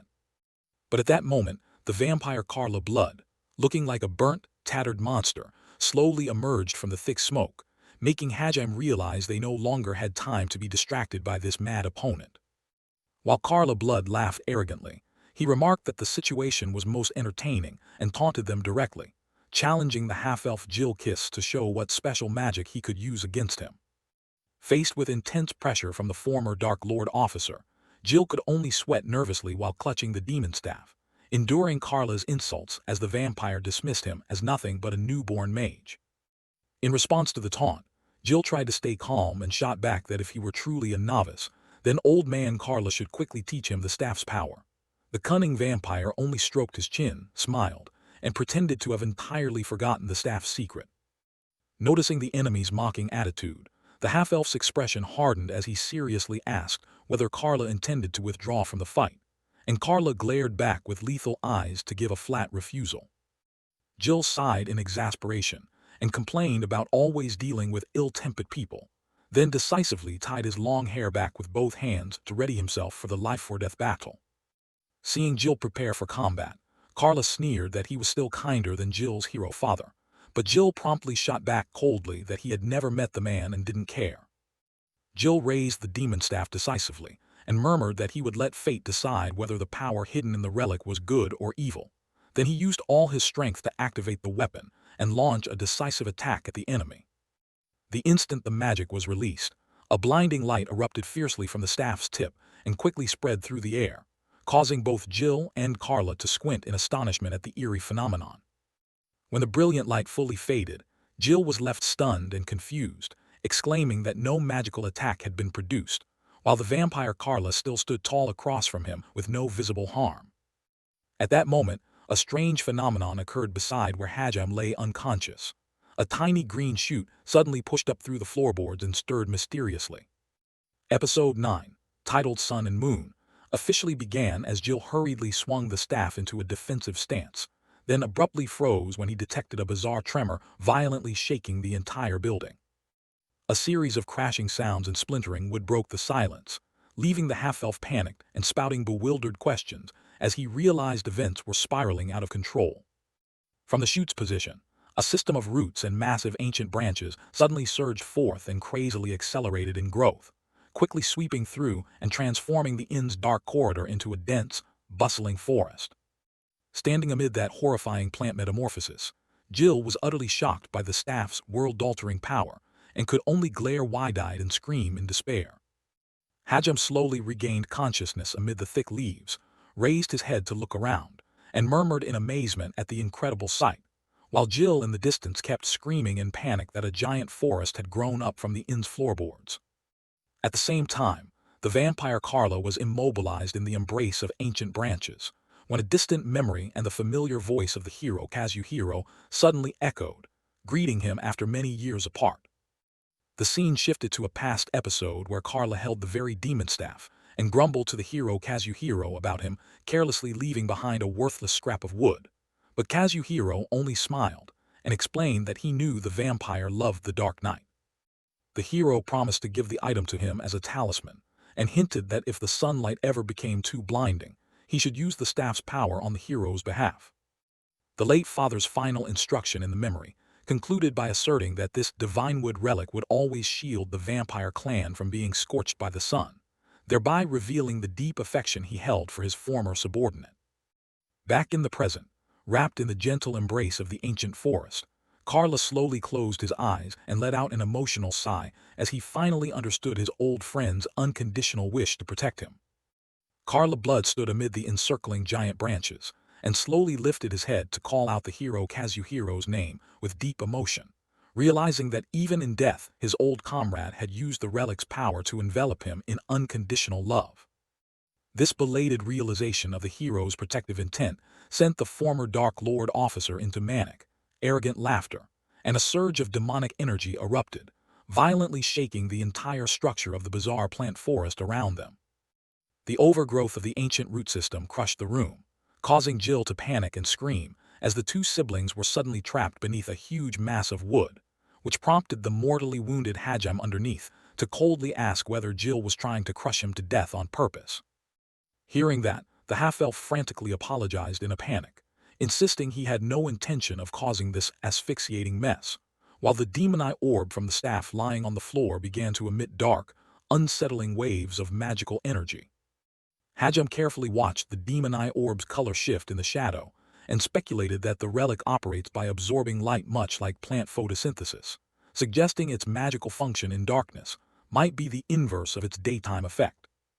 Despite Jill's panicked cries refusing to listen to a complex explanation in this emergency, Hajime remained extremely calm, then decisively grabbed a jagged splinter of ancient wood from a trunk to prepare for his next plan to turn the tide. The entire system of giant branches along the corridor suddenly developed cracks, then simultaneously collapsed and rotten into countless fragments in an instant, and the vanished plant grip fully freed the two siblings from the tight imprisonment of the malformed roots. Witnessing the forest inexplicably wither away left Jill bewildered and muttering in shock, but then a sinister mocking laugh rang out from behind, making the half-elf's eyes widen in terror as he realized the danger was not yet over. Carla Blood nonchalantly stepped out of the rubble with an arrogant look and asked whether the other's magical display was truly finished, then crossed his arms with pleasure and declared it had been a long time since he felt such intense excitement from a warm embrace. The former Dark Lord officer's immortality and composed demeanor made Jill break into a nervous, sweating smile, while the barely breathing Hajime beside him forced a stern gaze to silently assess the situation for the enemy's weak point. Jill angrily berated the enemy for seeming pleased no matter what dangerous attacks they launched, but Hajime immediately denied that and insisted Carla was merely pretending to be unfazed, though his body had clearly been greatly weakened by the violent dust explosion. The bespectacled young man quickly urged Jill to summon all his strength and finish the job now that the golden opportunity had arrived, as fresh blood from the vampire's wound dripped onto the cold floor, confirming Hajime's very accurate judgment. Though racked by severe pain and gasping from a mortal wound in his flank, Hajime stubbornly forced himself to rise and press forward. This brave act alarmed Jill, who cried out brother in anguish, trying to stop him. Remembering his pledge to protect the family, the half-elf decisively rushed up to stand between the human brother and the threat, bravely thrusting the demon staff forward to serve as a full shield for him despite his own weakness. Seeing the half-elf's brave protection of his ally, Carla Blood burst into gleeful laughter and snarled for him to keep entertaining him. Then the vampire lunged forward like lightning with the intent to slaughter the man until his body was torn apart. Facing the imminent lethal threat, Jill swung the staff to command a massive branch to surge powerfully from the ground, creating a violent impact to intercept and fully check the enemy's black, murderous assault. The former Dark Lord officer's overwhelming destructive power immediately smashed the blocking branch to pieces, making Jill cry out in agony, and the demonic weapon in his hand was ruthlessly broken in two by the tremendous force. Carla Blood showed a cruel, triumphant smile as he easily closed in on his prey, placing the half-elf in mortal peril with his defensive weapon destroyed, leaving only a sharp, dangerous splinter before him. At that hair-raising moment, Hajime silently approached from the vampire's blind spot, aided by his distraction, and drove the jagged splinter of ancient wood with his last remaining strength straight through Carla's chest, catching him completely off guard. The treacherous strike impaled the relic of divine wood, Carla's bane, directly into the enemy's heart, forcing him to glare in pain and cough up fresh blood, before the bespectacled youth nimbly stepped back to decisively end the desperate, bloody duel in spectacular fashion. Even after Hajime's fatal thrust pierced his chest, Carla Blood smiled savagely and calmly looked down at his wound, while Hajime slumped helpless among the ancient roots, silently enduring excruciating pain. Seeing his human brother gasping in a pool of blood while the enemy remained arrogant, Jill gripped the remaining broken piece of the demon staff and resolved to turn the tide using its rampant divine wood property. He vowed to pour all his strength into using that broken weapon to execute a final decisive attack, to protect his comrades' lives and eradicate the dangerous threat before them. Jill raised the broken staff and, using the last of his sylvan magic, shouted an order for the ancient root system to erupt and thrust skyward. The released colossal divine wood energy caused a massive shock that cracked the entire floor. The horrific growth of the twisted trunks pierced through multiple sturdy floors of the lodging, creating a violent chasm that obliterated surrounding structural obstacles. That overwhelming vegetative quake seized Carla Blood's body brutally, then hurled him straight up into the sky to face the sun, his nemesis. Carla Blood was flung out above the rooftop by the savage giant roots, but the moment he broke free from the barrier's darkness, he was met head-on by the blinding, overwhelming sunlight. The sun's deadly effect instantly seared his cells, forcing Carla to howl in agony among the leaves as he stared in horror at the impending death.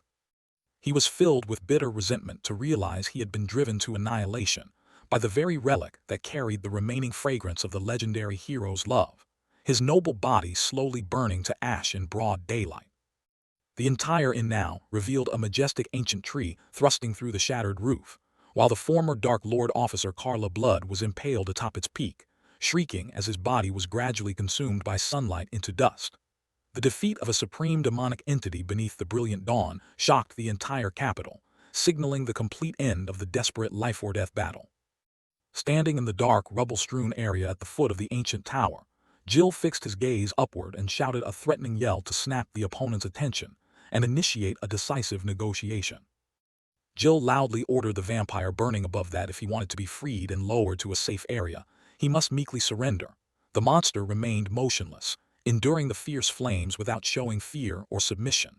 The half-elf continued to shout that, though he did not know the true purpose of the Dark Lord's army coming here, he demanded the vampire never again interfere in their lives. He firmly declared that they would never allow the vampire to seize or harm the hero family's inheritance war again, which only heightened the tense atmosphere. Carla Blood snorted a derisive laugh and coldly asked what meaning such naive negotiations could possibly have, asserting that avoiding war and not facing life-or-death conflict is best for the weak. Ignoring the enemy's mocking contempt, Jill merely clicked his tongue with a pointed reply, while the vampire slowly closed his eyes to accept death and muttered that the two brothers were nothing but foolish children. He said they should have let him be burned by the sun from the start instead of wasting time bargaining, revealing the utter arrogance of a Dark Lord officer to his final moments. When Carla suddenly muttered strange words in the drifting poisonous smoke, Jill frowned in confusion and demanded to know what he meant. At that moment, the vampire's body began to emit eerie magic and transform into a flock of small bats that slowly dispersed. Carla Blood choked out that their late father Kazuhiro had possessed the same naive temperament, a peculiar man who always believed in establishing peaceful relations between races. The legendary hero truly believed that all peoples of the world could understand and live harmoniously with humans, which unintentionally stirred Carla's bittersweet memories and deep admiration for the past. The former Dark Lord officer screamed in fury, questioning how Kazuhiro could be so arrogant and detestable, yet that extreme hatred inadvertently revealed a resentment laced with deep respect for his old comrade. A blaze of sunlight swept over him, shattering Carla Blood into countless fragments of ash and erasing him from the world, thus ending the life of a fated enemy. Seeing that grotesque dissolution before his eyes, Jill on the ground could only stare in shock and horror, utterly at a loss for words at the battle's outcome. Immediately after Carla Blood's complete disappearance, the millennia-old tree's vast system of branches and roots lost the sustaining magic and violently cracked, collapsing into countless fragments that tumbled onto the tiled floor. The ruinous scene of dirt and dust swept through the inn's halls, leaving a bleak, heavy silence after the horrific battle. The violent conflict was finally over, leaving sorrowful ruins on Halpin's cold ground, proving the devastating destructive power of the desperate clashes among the heterodox brood. Amid the thick dust slowly spreading through the ruined inn, a towering, majestic, and authoritative figure suddenly appeared, hovering before them in an eerie display. This strange entity had a muscular, half-naked body, a blazing spiked crown, and long hair like black demonic flames, projecting a terrifying pressure across the wide capital. This mysterious arrival marked the emergence of another troublesome heir within the heterodox family, sparking curiosity about the dramatic developments and inheritance war to come. The sudden appearance of the spike-crowned being with a mad smile made both Hajime and Jill widen their eyes in horror, and the enemy laughed loudly and arrogantly to intimidate the two brothers' spirits. Immediately the monster muttered in a strange, arcane tongue, then casually twirled its hand with black, razor-sharp claws in the air as it prepared to unleash its bizarre sorcery. The mysterious entity raised its hand to the sky to activate a supreme demonic power, quickly summoning a series of massive magic circles, adorned with spiky patterns that covered the ruined walls and ceiling. The fiend opened its mouth and roared, continuously chanting catastrophic spells in a devilish script, causing the dark pressure in the room to surge to an unbearably intense level.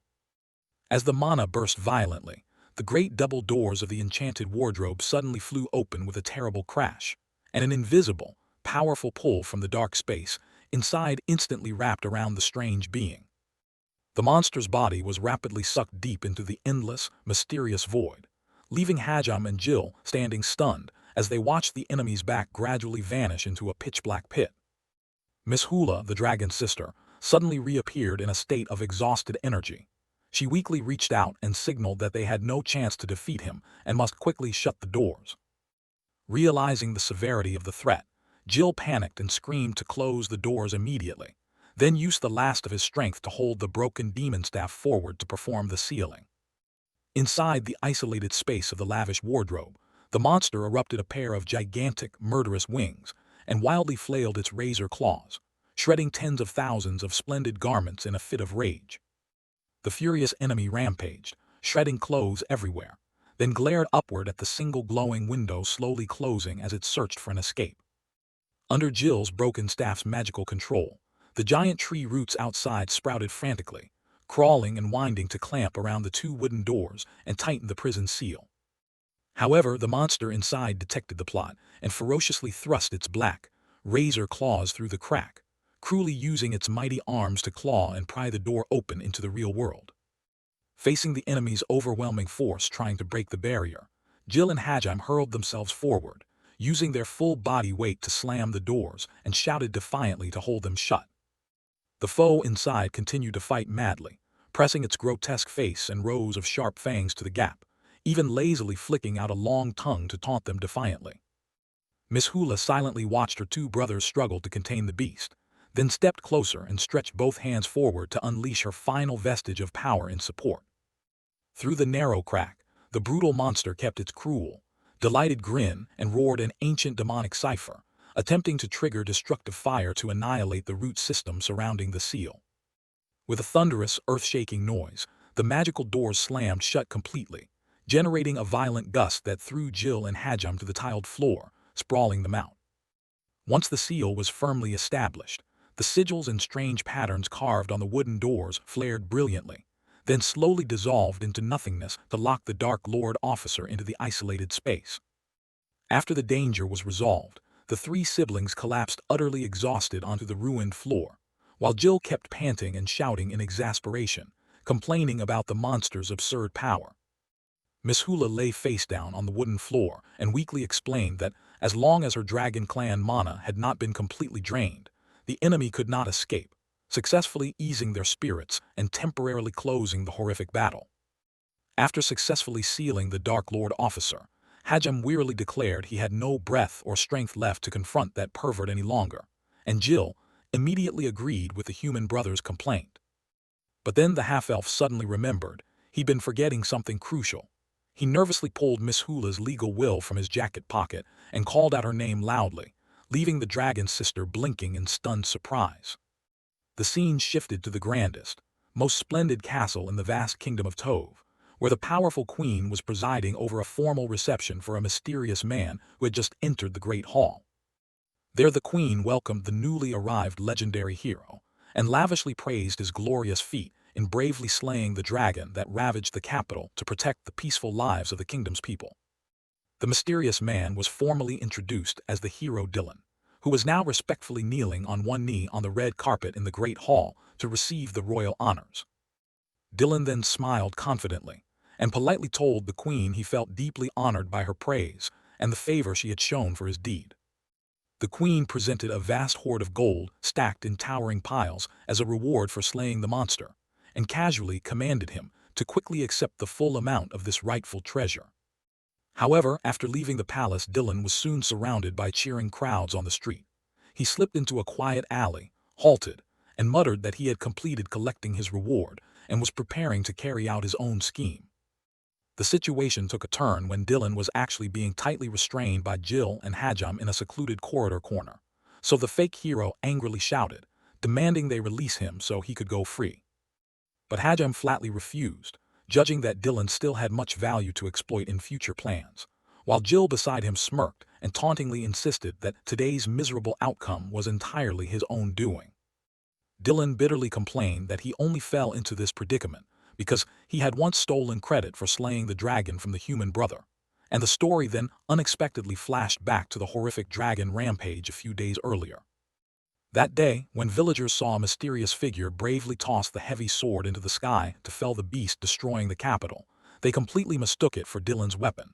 They picked up the broken blade fragment and frantically hailed him as the newly appeared savior. When surrounding opportunistic adventurers approached and loudly asked whether the broken sacred sword belonged to him, Dylan awkwardly blurted an admission, and the crowd immediately erupted in chaotic cheers, believing they had found their great savior. That false rumor quickly spread throughout the vast capital beyond his control, and though he initially denied it, faced with towering wealth and irresistible fame laid before him, he completely succumbed to his desires.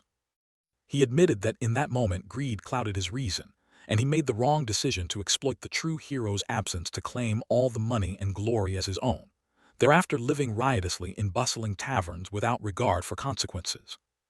Although he knew the fraudulent charade could not last long, he stubbornly sank deeper into deceit, foreshadowing a dire outcome as the story returned to the busy district. Dylan sat in a quiet eatery clutching his head, repeatedly fretting about being forced to attend the audience with the powerful queen, and he panicked as he grasped the seriousness of his lie. His companion bluntly explained that the feat of saving the country from the dragon catastrophe would inevitably draw the crown's attention, and warned with a threatening tone that if the impersonation were exposed, he would surely face severe punishment for deceiving the monarch.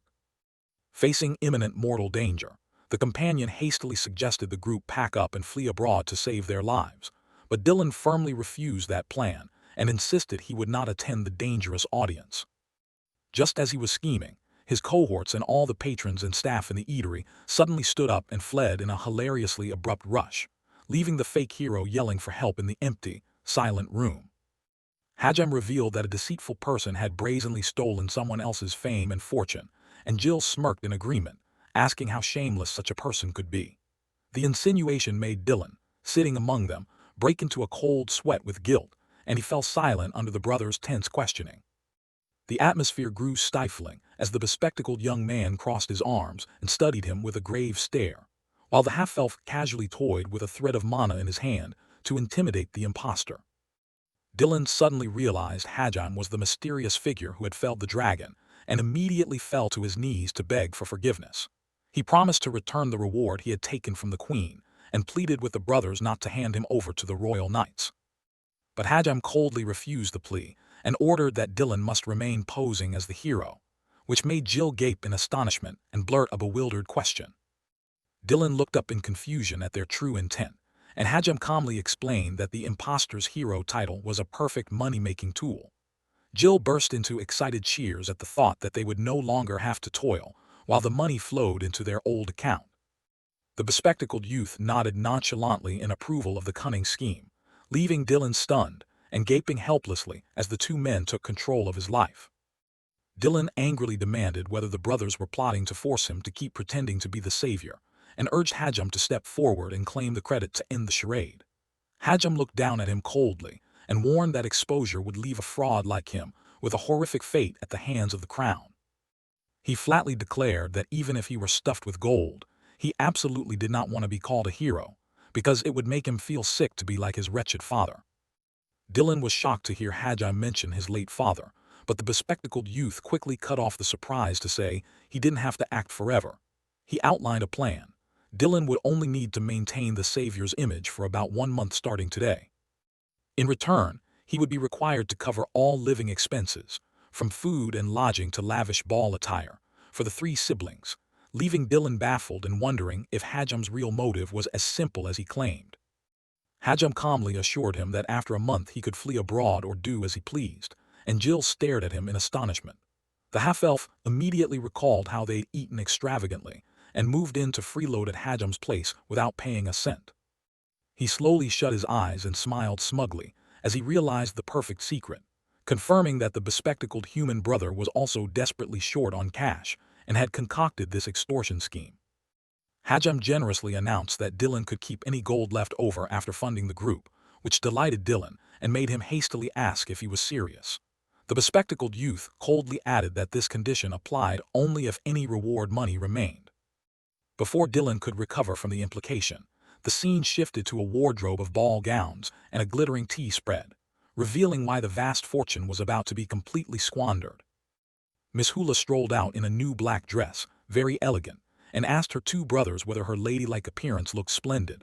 Jill smiled and nodded, praising his dragon sister as very cute.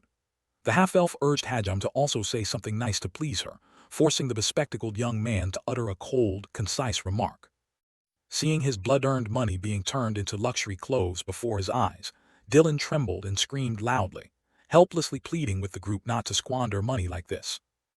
Dylan completely broke down, gnashing his teeth and crying when he realized all the wealth received from the queen had been spent to the last coin. He raged and demanded answers, feeling like a miserable slave serving them. Despite his fury, Hajam casually straightened his sleeve and offered a sarcastic thank you to the fake hero. Miss Hula and Jill also smiled smugly, declaring the wardrobe preparations thoroughly completed.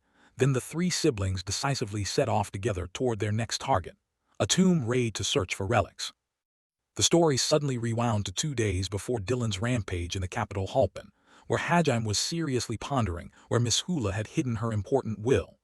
He frowned, judging the situation dire and urgent if the legal inheritance were lost under the rubble of the old boarding house. Jill panicked wildly, flailing his arms as he apologized to Miss Hula for completely forgetting the envelope during their escape. But the half-dragon sister calmly reassured him she had hidden it deep inside the magic wardrobe, so it would not be easily destroyed. In the discussion 2 days before the riot, Jill frantically proposed luring the vampire Carla Blood out to deal with him, but Hajam immediately objected, arguing the optimal plan was to sneak into the room and quickly retrieve Miss Hula's will. The bespectacled young man asserted that a secret infiltration without alerting the enemy was entirely feasible, a proposal that terrified Jill at the thought of playing a deadly game of hide-and-seek with monsters for fear of becoming the next mummy. Hajam coldly insisted this was the only way to keep the group alive and recover the legal inheritance, then ordered the members to depart immediately to swiftly hunt down a lead on the beast folk. The bespectacled humans solemnly announced their next target was a brother of beast folk blood, because that person currently held a crucial artifact called the Cloak of Concealment to help them succeed in their hiding scheme. Episode 12, titled The Thief, officially begins with a lavish illustration of the siblings' scheming adventure, depicting Hajam and Jill hefting shovels as they dig at an ancient grave in a desolate cemetery at midnight. Standing behind them is their half-dragon sister, Miss Hula, in the guise of a very refined lady, casually holding a valuable necklace and many glittering treasures they had just unearthed to support their plan to seize wealth. The story moves to an information-gathering scene at a bustling eatery, where Jill smiles and relaxes while asking the serving girls about the whereabouts of a dog-like beast folk, but they all insist they've never seen anyone matching that description. With clues at a dead end, Miss Hula suddenly flew into a rage, reaching out to threaten to kill an old dwarf, who desperately begged for mercy, and then blurted that he'd seen an object like a coffin fly across the night sky toward the great cathedral. The old dwarf continued to explain that he was later scolded harshly by his mother, who thought he had only dreamed such wild illusions, but his story immediately made Hajam realize the beast folk Kuro Krebs had in fact been stripped of his inheritance and detained by the divine beast Watari. Noticing his human brother suddenly fall silent with a grave expression, Jill loudly called out "brother" to break his concentration, while the half-elf softly reminded him that the eerie tale of the flying coffin was unrelated to the beastman's whereabouts. After grasping the full sequence leading to the beastman's tragic end, Hajam let out a cryptic exclamation, then slammed his hand down on the table and ordered the group to end their conversation and focus on preparing to act. The scene abruptly returned to the present timeline on a quiet night in the capital Halpin, where the half-elf Jill stood dazed before a familiar location, murmuring in astonishment at his human brother's next scheme. The three siblings had officially returned to the sturdy archway of the Grand Hero Cathedral, the solemn site of the memorial for their late father Kazuhiro, on the first day. Jill sighed in exasperation, looked up at the lofty tower, and remarked that he hadn't expected them to come back here so soon. Miss Hula beside him frowned at the cathedral's outdated name and naively suggested renaming it Macaron Cathedral to sound cuter, a foolish idea that prompted Jill to shout a sharp rebuke, warning his dragon sister not to demand cuteness in a sacred place. Seeing his human brother keep a stern face and slowly approach to inspect the protective fence, Jill became worried and stepped forward to gently ask if he was truly all right for the harsh trials ahead.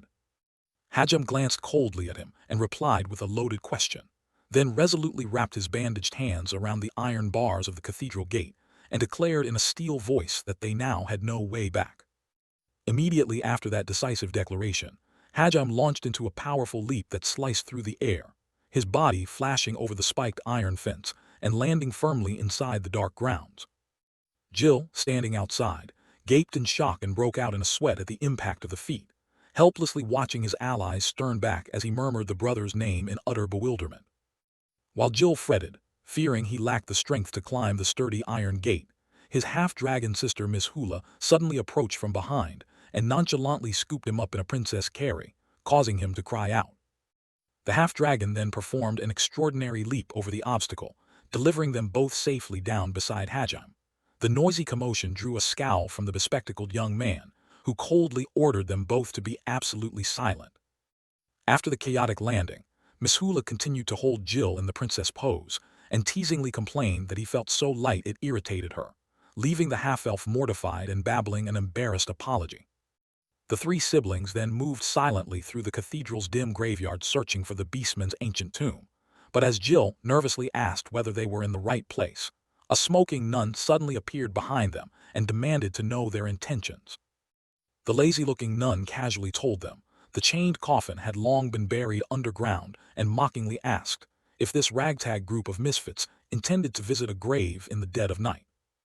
Scanning the tightly packed tombstones, Jill sighed and concluded that the beastfolk remains had apparently already been interred, and Hajam then explained the true identities of the defeated, the giant Goma verdigris and the beastman Krebs, citing official records in the legal will. The bespectacled young man coldly asserted that all the detailed identities of the fallen aberrant brothers were clearly written by the hero father in the will using an ancient cipher, and this serious explanation made Jill nod in agreement and remind himself to memorize it carefully for the coming battle. In the stillness of the midnight graveyard, Miss Hula suddenly froze before an ancient tomb not far away. Her strange behavior and pensive gaze immediately drew Jill's attention, causing him to turn and stare in surprise. Miss Hula suddenly emitted fierce growls, startling Jill, who loudly called her name to ask what was wrong. He then panicked upon spotting the shadowed back of a strange man sneaking around near Krebs's grave. Sensing an unexpected threat from the smoking stranger, Hajam quickly clapped a bandaged hand over Miss Hula's mouth and ordered his two siblings to find a safe hiding place immediately to avoid revealing the group's covert operation. The man dressed in clerical garb calmly used a sharp tool to pry at the valuable jewel set into the surface of the beastman's ancient tombstone, muttering praise for the rare splendor of the grave as he resolved to seize it for himself without any scruple. Witnessing the shocking crime of the fake cleric, Jill cowered against the wall in panic and cried out that a crafty grave robber was brazenly looting the tomb, but Hajam cut him off coldly and told him to focus on the ancient cipher inscribed with the name Krebs before them. Jill gaped, sweating and shrieking in dismay at his bad luck for always running into unwelcome intruders at critical moments. Hajam then calmly deduced that the thief cleric showed no interest in the corpse or the coffin in the ground. The bespectacled young man coldly assessed that time was extremely short, and they could not waste it waiting for the enemy to leave, spurring the members to steel themselves for a direct confrontation to clear the obstacle. Realizing he could no longer cower and be a burden to his allies, the half-elf Jill declared he would personally force the thief to move aside, marking a decisive growth in his fighting resolve as a scion of noble fey blood. Jill closed his eyes and released a surge of mana, dark demonic flames swirling to envelop his body. Composed and resolute, he advanced straight toward the ancient tomb to confront the dangerous foe. While the fraudulent cleric was engrossed in hammering at the tombstone's carvings with his sharp tool, producing harsh clanging that echoed through the cemetery, he remained unaware of the opponent's stealthy approach from behind. The grotesque man furtively reached out with greedy hands to remove the powerful gem set into the deceased's nameplate, and just as he prepared to complete his theft, a swift figure burst forth, shattering the night's silence. Jill displayed a remarkably quick physical maneuver, lunging forward and seizing the crafty cleric's wrist to stop the desecration, a sudden collision that flung the thief's prying tools aside. Interrupted, the cleric erupted in fury, barring his teeth around his cigarette as he shouted and demanded to know who the audacious trash before him was, but the half-elf kept a confident smile as he faced down the enemy's lethal threat. Episode 13, titled Few Clothes, opens with a mysterious illustration of the half-elf Jill kiss, calmly sitting cross-legged alone in a pitch-black room filled with the oppressive presence of thousands of paper lanterns hanging around him. Jill solemnly pressed the receiver of an antique telephone to his ear to focus on the continuous waves of sound coming from an isolated space, while the captions hint that he is using a supreme power to conduct a conversation across the realm of the dead. The cleric immediately used force to restrain Jill from behind, causing him to scream in pain, and loudly accused the half-elf of being a church vandal and a grave robber deserving punishment. Jill retorted that the cleric was the real tomb robber, but the man coolly claimed he was merely moving items from point A to point B. After being called out for lying, the cleric suddenly narrowed his eyes and demanded to know Jill's true identity. The cleric studied Jill's face closely and coldly asked if he was a member of the late hero's inheriting family, but the half-elf merely smiled enigmatically instead of answering. Then two dark, demonic flames suddenly flared and circled the area, startling the cleric. A spark slid by, cutting the cigarette in his mouth and forcing him to let go and retreat. Once freed from the grip, Jill casually adjusted his clothes, while a mysterious train of thought reminded him that his spoken incantation magic followed a fixed rule, confirming that all beings he'd controlled before shared a single common trait.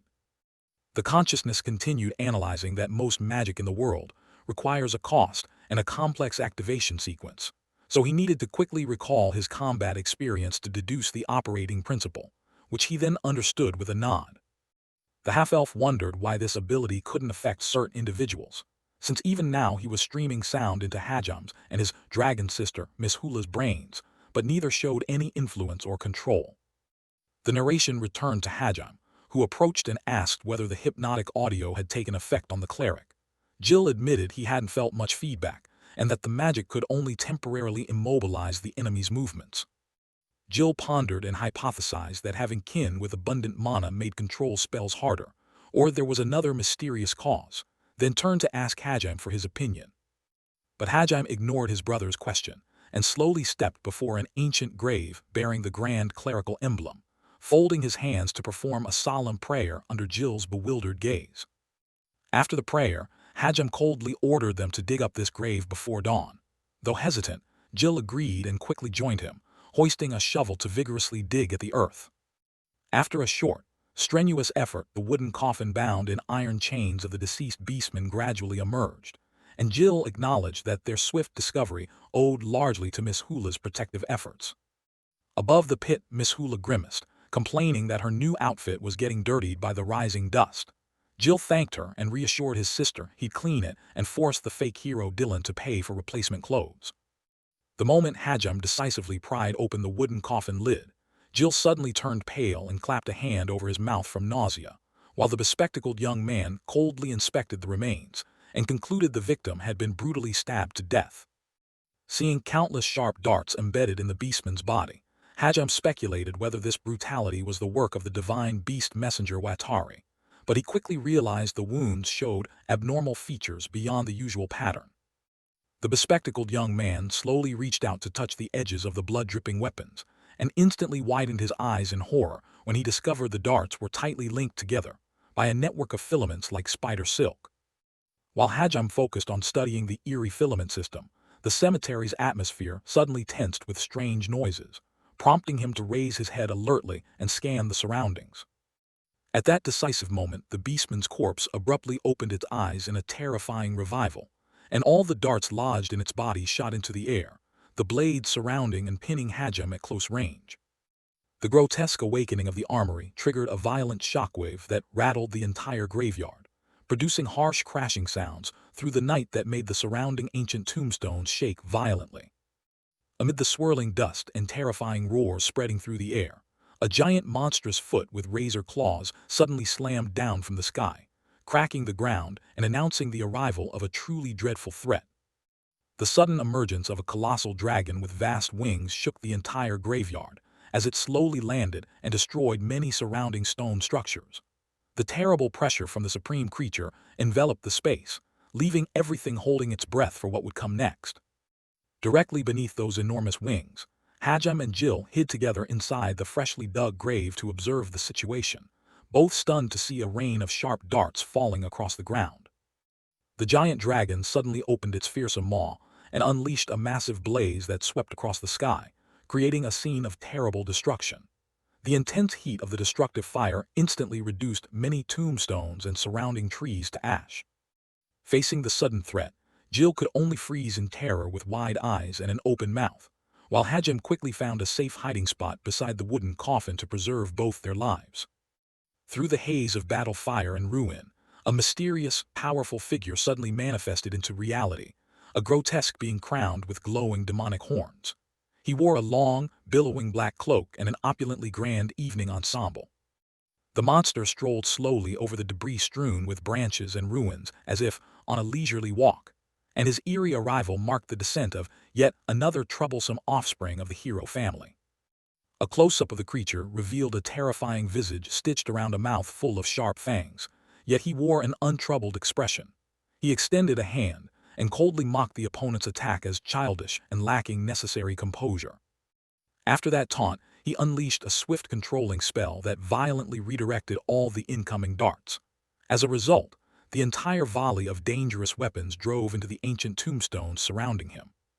The dragon's massive body was suddenly bound and immobilized by an intricate network of filaments, those slender, lethal threads winding tightly around the supreme creature. This cunning strike successfully suppressed the outburst of the dragon clan's power. Watching his foe completely subdued, the horned monster grew more pleased, bringing a finger to his eye as he cruelly murmured to his late father Kazuhiro that he would personally defeat and clean out all those wretched siblings. Episode 14, titled Dual Segment, opens with a flashback to the past of the beastman Kuro Krebs, the narration stating he fled madly after Hajime tore up the will. Although he used the cloak of concealment to erase his shape and movements, he still couldn't escape the mysterious trap. Kuro was struck by a violent blow, collapsing to the floor and screaming painfully in the empty corridor of the ancient building, while fresh blood dripped onto the tile, revealing that his body was being roughly dragged by an invisible force. Wounded and steadily drained as iron filaments tightened into his flesh, Kuro could only curse bitterly, yet he refused to submit to the looming death.